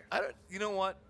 I can't stop Sneaky from doing what he does, so we'll see what happens here. Does have Comet. Jin doesn't have Flash, so didn't completely run back the Summoner's Rift rune page and Summoner spells. BRTT with a heal and both with Barrier, so some minor differences there. Yeah, and playing Airy as well for BRTT is definitely a popular mastery there on the Draven. And let's just see how he wants to actually play this. No, this is not the way. BRTT. Run for the hills. Yep. Cannot win auto attack trades versus Draven at level 1 unless they hold S. Also not at level 2 or level 3 or level 4 and keep on counting. You're not going to win those auto attack trades, but you do have the spells, you do have the poke. If you can set something up, if you can poke him down before you go in, then obviously you do have the ability. Your short trades can also be very powerful with the 4th shot. If you can hit things like 4-shot Q combos, that can be a way to win. I do think that Sneaky's going to have to kind of play it somewhat intelligently. BRTT certainly can look to get aggressive and just try to smash Sneaky in a straight-up fight, whereas I think Sneaky needs to kind of try to avoid his opponent, look for short trades, try to be clever about it. Yep, see BRTT already spinning those axes though. Sneaky though meeting the wave pretty early and trying to keep his distance here. Does not want to get an auto range of the Draven if he can help it, but a little bit of bouncing grenades. Actually gets the first wave down early. And Sneaky is up 1 CS there after the first wave, but looking for the 4th trade, but he has to be careful. So he gets the move speed with that 4th auto and then really needs to kind of back up because the continued extended trades are always going to go to BRTT as long as he has an axe, as long as he is continuing that. One thing though going for Sneaky is in the short term, the Longsword 3-pot start is going to be much more effective because it takes so long for Doran's Blade to actually be able to heal you up. With that lifesteal, you know, it's kind of a longer term thing, but he has 4 shot. Really nice root actually from Sneaky. Gets the Summoner as well there. You know, BRTT getting pretty scared because, see, he did hit the full spell combo, the Q bounce, the W root, and he has 4th shot, so he can really threaten to finish him off there. Getting a big Summoner advantage like that early on, already things looking pretty good for Sneaky. Ooh, steal the relic, no, the other side. BRTT getting some damage back as well.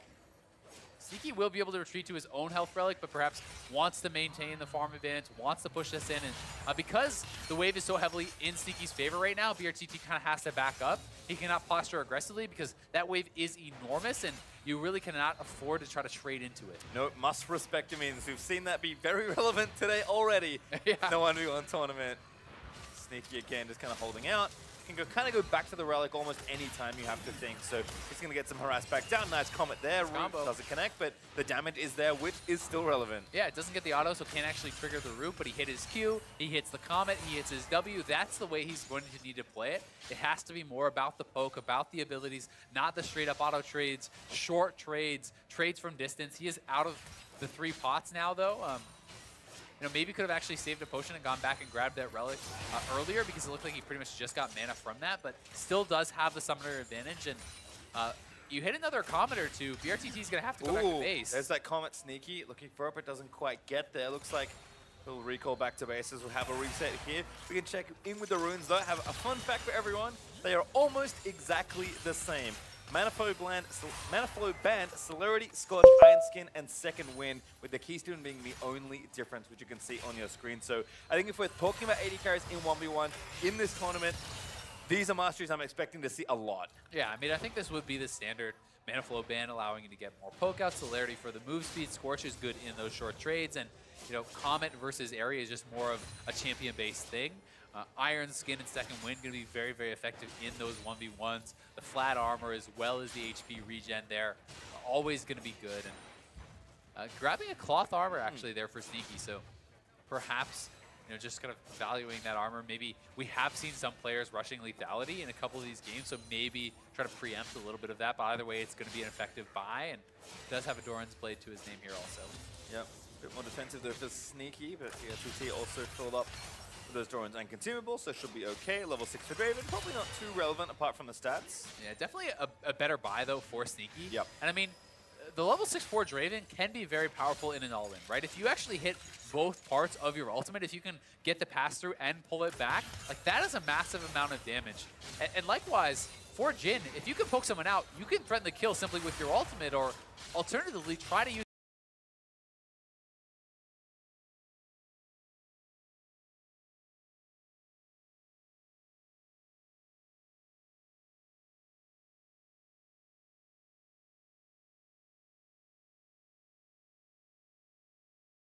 it to poke out your opponent to try to get potions, which could be a little bit tough when you have 4 and 5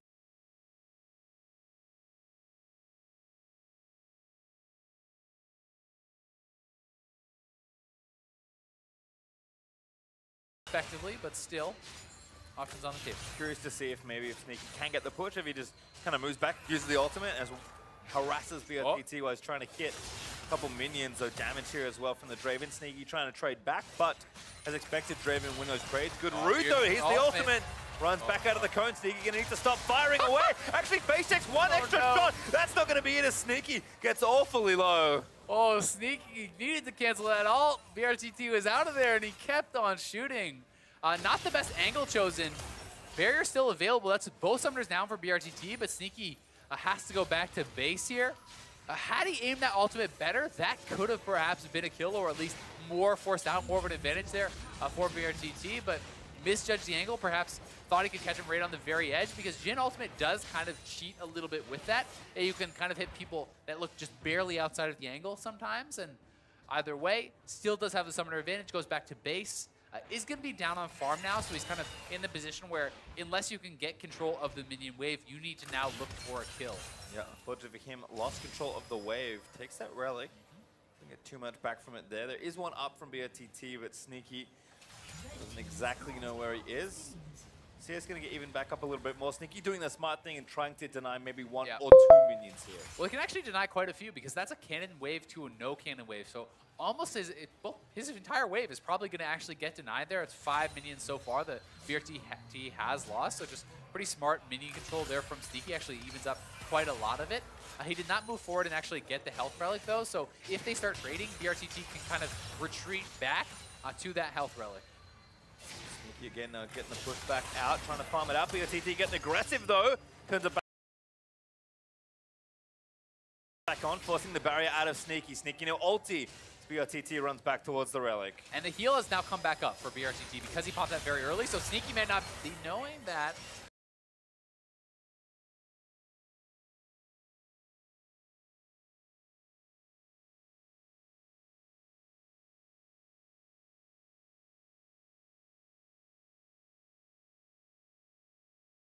Heal is going to be expended offensively there. Potions being popped, but so much more sustained now on BRTT. I love what BRTT is doing, just getting aggressive aggressive again. Ultimate lets it go.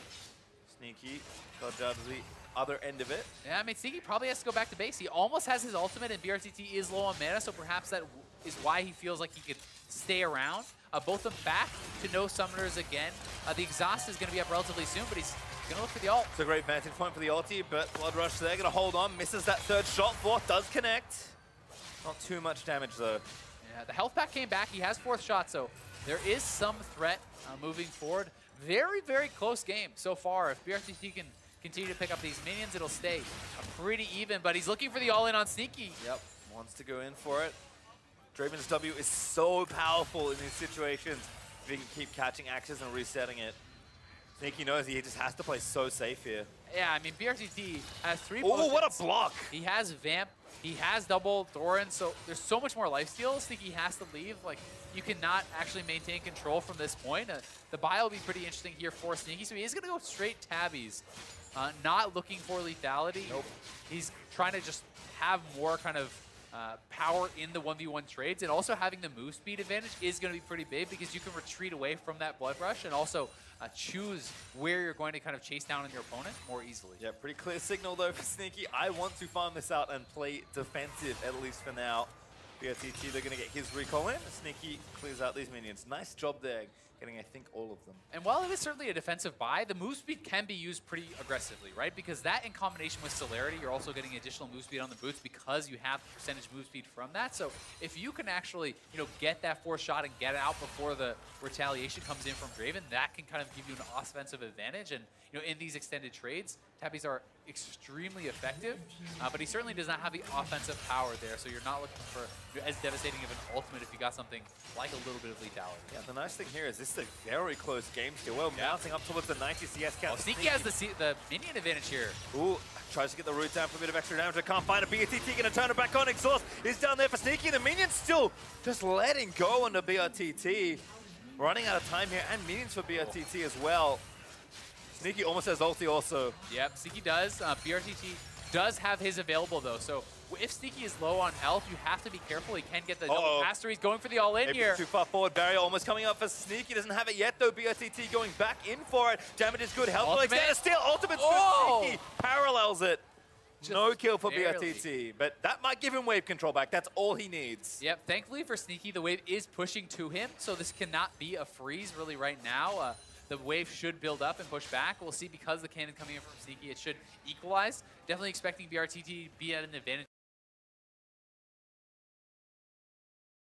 as Sneaky gets back to the lane, but double Doran's Blade, some long swords, and this one going to be really, really close. We'll see if either player gets kind of nervous and tries to go for an all-in, thinking they're going to lose on farm, because this is pretty much dead even right now, but that's a big wave pushing towards Sneaky right now. That W missed a minion. That's almost heartbreak there for Sneaky. We're getting so close as BRTT does need to kill a few more minions. I think he's got it. Looking for the crib. He is going to grab it. 1 CS difference. BRTT takes the win on farm.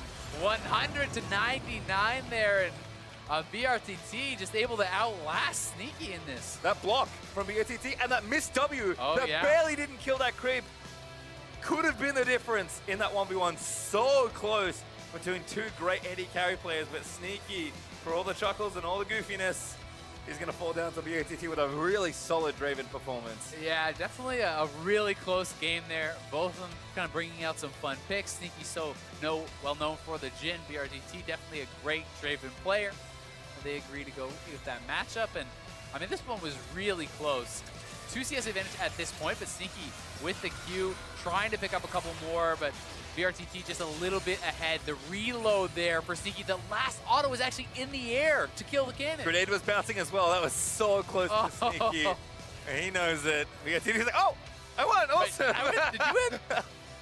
No one knows whose things explode into forest, but that's the only way to tell. Yep. All right, well, that was a fun way to end our 1v1s for today. BRTT moving on versus Sneaky. I'm actually really happy with the amount of variety we got today. I think a lot of what we expected to see, aggressive, kind of laning-oriented runes, is certainly what we you would think moving into this sort of event, but lots of different champions, a couple different secondary choices in particular, I think are the 2 highlights of what we learned today about 1v1. Yeah, and I mean, we actually saw some of the all-in stuff being pretty effective. We did see a Pantheon win there for Jisoo over Power of Evil. We did see the Draven win as well for BRTT. So definitely some exciting ones in day 1. And I'm pretty interested to actually see what people are going to kind of bring out in the second days. You know, we already have some of the second round matchups that are going to be set up. Still some of the first round matchups to be played. We have 2 more that are going to be tomorrow, I do believe. That is Prey versus Sword Art, so the last remaining support, and then Reckless versus Zeitnot, another couple AD carries. But We're also going to have Bjergsen versus Faker. We are going to have Jisoo versus Mako, and it will be Uzi versus BRTT. So another AD carry matchup, which would be pretty exciting. Uzi might just slay all the AD carries on his way to another final, and perhaps another championship win for him in the 1v1. I will say as well, I'm not a believer in Jin, but Sneaky made it very close. That actually looked quite good, and I think demonstrating that individual knowledge and champion mastery can also go a long way. Yeah, it certainly can, and people love to see the signature picks coming out. It is All-Stars. People want to see them have some fun. Certainly do, but to hear from one of the pros who came out on top, let's send it over to Freak and the victorious LPL support. Thank you very much, Pastry. Great cast in the day. I'm joined by Mako, both Edward Gaming's and Team China's support here. First off, I want to talk to you about the 1v1 tournament. You had a great win earlier today. Up next, you will face against Jisoo. How do you feel about that? 首先想问一下你单挑赛，那么你刚刚取得了胜利，然后你接下来将打Jisoo，你觉得接下来比赛会怎么样？Jisoo刚刚我也看了一点他的比赛吧，我觉得他也是一个就是很有拼劲的选手，对，然后辅助打这个 solo 赛。确实就是很少见，然后也让对手摸不透吧，我觉得。So he think Jisoo is actually a pretty ballsy player. He goes in, and he think it's gonna be very interesting about this 1v1. He doesn't know what's gonna come up next. Definitely going to be exciting. I want to talk to you about supports playing in the 1v1 because almost nothing you play is in your champion pool. They're all a bit new to you. Do you think that's a disadvantage, or is that okay? 那么，因为你是辅助选手嘛，那辅助选手的英雄池可能对1v1不是特别的适用，那你怎么看待这个问题？确实就是有一些辅助选手的话，就是偶尔只玩辅助吧。但是我的话，我打 rank 的话，就是什么位置我都比较喜欢玩吧，不只是偶尔玩辅助，对。所以说就是很多英雄我都能掌控。So actually, yeah. So for support players, they mostly play support champion, which is not good for a 1v1. But he think that he plays a lot of other champion in solo queue, that he likes to try different stuff. So he's feeling fine about it. Well, I'm glad you're comfortable. I want to move on to the Summoner's Rift games. Of course, Team China so far undefeated. And we saw you be very excellent at Rift Rivals, taking down Korea, for example, unfortunately falling short at Worlds. Is this another shot at revenge? Is All-Stars another shot at revenge to take down Korea and win another international tournament? 那么因为我们看到亚洲对抗赛的时候，我们有LPL 有机会击败韩国，那么在世界赛又就很遗憾的输给了韩国。那么这次在全明星，你有没有觉得自己有机会去赢得韩国呢？在复仇呢？就我觉得我们来到全明星的话，肯定就是想要就是不像之前世界赛一样吧，对，就是还是要战胜韩国队是最好的。So they're pretty determined to come here and to win this entire tournament. They will try their best to beat over LCK. Thank you very much. Congratulations on your wins so far. Good luck tomorrow. And to break down the day, let's send it over to the analyst desk. Thank you very much, Freak. Mako, just one of the 6 members here who succeeded and became victorious today in the 1v1 tournament. Ultra exciting. I know right off the top, Kobe, one of the things that jumped out to you was just the diversity in champions that we're seeing across the board here picked up in these 1v1. Yeah, after last year where everybody had kind of latched on to the IWC meta that had already developed in the previous 1v1 tournament. So everyone was playing, these AD carries and Caitlyn and every single time. Today was so refreshing. We only had the Varus repeat one time, single repeat champion there, and everybody else was really stepping out. It started off with this one, Faker really taking it to him. And the unique champions are so cool for day one. I do cast my mind to last year, though, and remember that eventually it was Grasp Orianna versus Grasp Orianna. There was eventually a prototype pick that people didn't really seem to know how to beat. We haven't seen that yet. We've gotten a taste. Definitely feels like the AD carries are on the strongest. And while I do agree that there's a ton of unique champions and it's very refreshing to watch, we are seeing kind of a dominating style, though, where it's like minion control and poke. Sure. We've only seen 2 all-ins, and that was Bjergsen Syndra as well as the Pantheon that took down Power of Evil, but otherwise it has been the same old get wave control and just poke someone out. That was perhaps the most exciting matchup there, getting the kill under turret with just a couple health remaining, but that was that Orianna you're talking about. That's been the most interesting thing for me is comparing previous year's champion choices to what's coming out already. We did see the AP Nasus. We are seeing some of the AD carries still ever present. My next question would be, what haven't we seen that can kind of break that? Well, I mean, the biggest thing to me, to Frost's point here, where she's talking about minion control and most of the strategies revolving around that, is that minion control on this map is different than Summoner's Rift. Yeah. And so we've seen these pros, struggling with it, even solo laners. So not only the CSing under turret, but also they didn't talk about the desync cannon minion waves, and just all the rules for minions are actually different. And they're adjusting to kind of controlling those variances. And extending your point, think again, what changed in Runes Reforged? It is things like mana flow ban. There is a bit more mana, a bit more poke available with the change in runes, and that does mean that focusing on the minion waves, getting to 100 CS, may actually be the optimal strategy, which means longer game. And then, of course, the final matchup coming down to a 1 minion differential. While the auto attack is in the air, 100-99 BRTT coming out on top there. Kobe, it was already mentioned, 11 unique champions. Varus, the only one repeated of the 12 picks within this 1v1 tournament. But you're talking about that meta refining itself over the days. We still have plenty of 1v1s ahead of us with minion control in mind, with the new Runes Reforged in mind. Is there something we haven't seen yet that could just come through and stomp? I mean, hey, we got 80 carries on the table. Where are the Teemos? Where are the, no come Teemos. on. Why not? You can't control the lane with Teemo. Come on now. What if you get bush control? You are a monster. See? I still surprised. If you just run in and you just start. We haven't seen Kennen. I'm gonna win. Kennen was super dominant last year, and Kennen was a huge laner. See, I'm actually gonna throw all of that out the window. Kobe's actually thinking on the desk right now. The rest of us, I don't know what we're doing, but sorry. I'm gonna throw it out the window. I think it was the GPL All-Star event 1v1s. They were playing the Tom Kench, and they got the cute little rune where you gobble them up, and then you quickly dash back to your. Yes. There you go. I want to see the cheese. Bring them into your turret. Really yeah. Oh, I would Mako love could be the to next see round. that. That would catch me so off guard. Anyway, with 6 victorious All-Stars, let's go and take a look at who remains in the 1v1 bracket tomorrow. We've got Bjergsen challenging Faker on the Howling Abyss, and then Uzi defends his title against another ADC player in BRTT. Those are the two big ones that jump out at me. The defending champ against another ADC who just took down Sneaky, and then those two powerhouse mid laners from across the globe meeting here in this next round. And I know that Prey and Reckless, Sword Art, and Zeitnot have not gotten to play, but I think about the possible Prey Reckless 1v1 that we might have. I want that. Prey Reckless and Faker Bjergsen in one tournament. That's just in the early rounds still. What if you consider that too, right? Because Uzi and BRTT are on the other side of that. So the winner of Prey Reckless would play the winner of BRTT and Uzi. You could have a totally 80 carry dominated side of the bracket, and then one of them meets Faker or Bjergsen in the final. Actually scripted. Actually scripted. Who's responsible for that? Step forward. Anyway, if we turn our attention towards the 5v5 tournament, Group A has LMS at the top, while the Chinese All-Star team ends the day in first for Group B. We'll see if they can maintain the momentum from today with our games tomorrow. Things kick off with the EU All-Stars versus the pros voted in by the Turkish fans, followed by the Dream Team from NA versus the representatives from Southeast Asia, with the round robin playing out throughout the day. We got our first look at those 5v5s today. Obviously, the LMS looking great over in Group A, kind of knocking LCK down a peg. For China, full control of Group B, but they did have that close early game against NA. How are we feeling about these groups? I mean, we end the group stage tomorrow. And it's a simple fact. LMS has Group A in their grasp. They choose their own destiny. They play against EU. They win. They're guaranteed first place. And a potential mouth-watering best-of-3 between China versus Korea.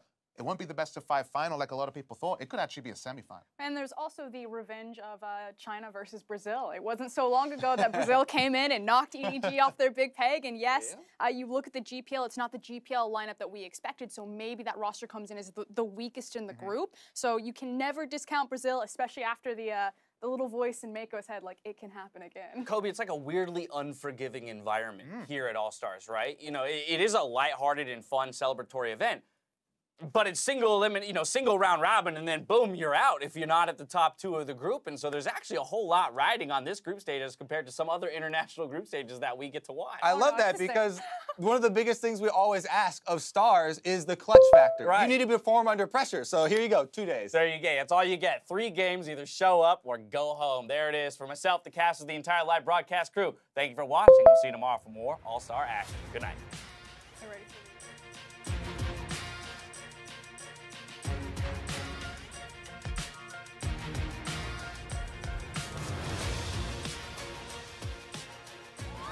Hello and welcome to Los Angeles, California for the 2017 League of Legends All-Star event. Oh, nice. shit.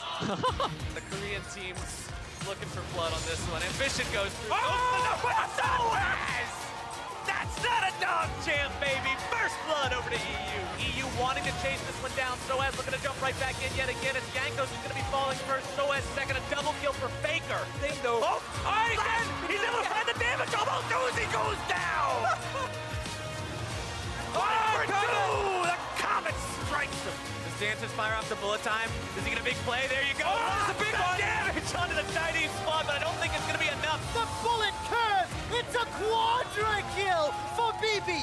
Frozen's able to escape with 14. They want the penta. They're looking for it. Penta kill for BB at All-Star 2017. Damn, Sneaky looks sexy up there. Where?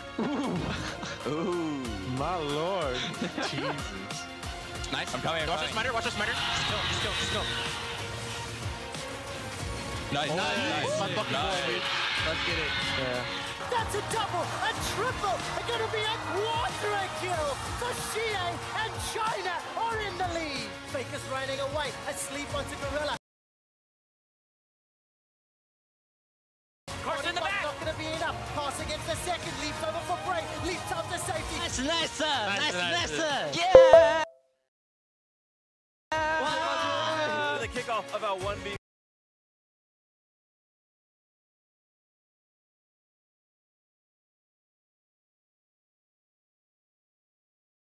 One tournament. A barrier pop of a Faker will get the final save.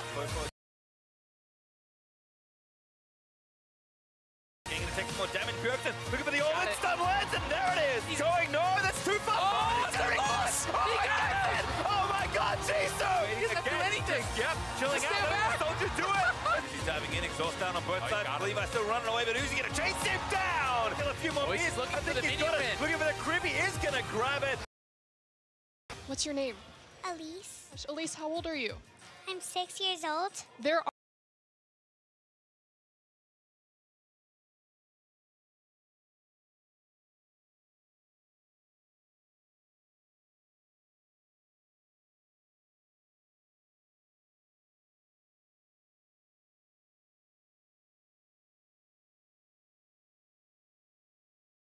are 20-year-olds who still don't know how to play this game. Are you probably better than them, right?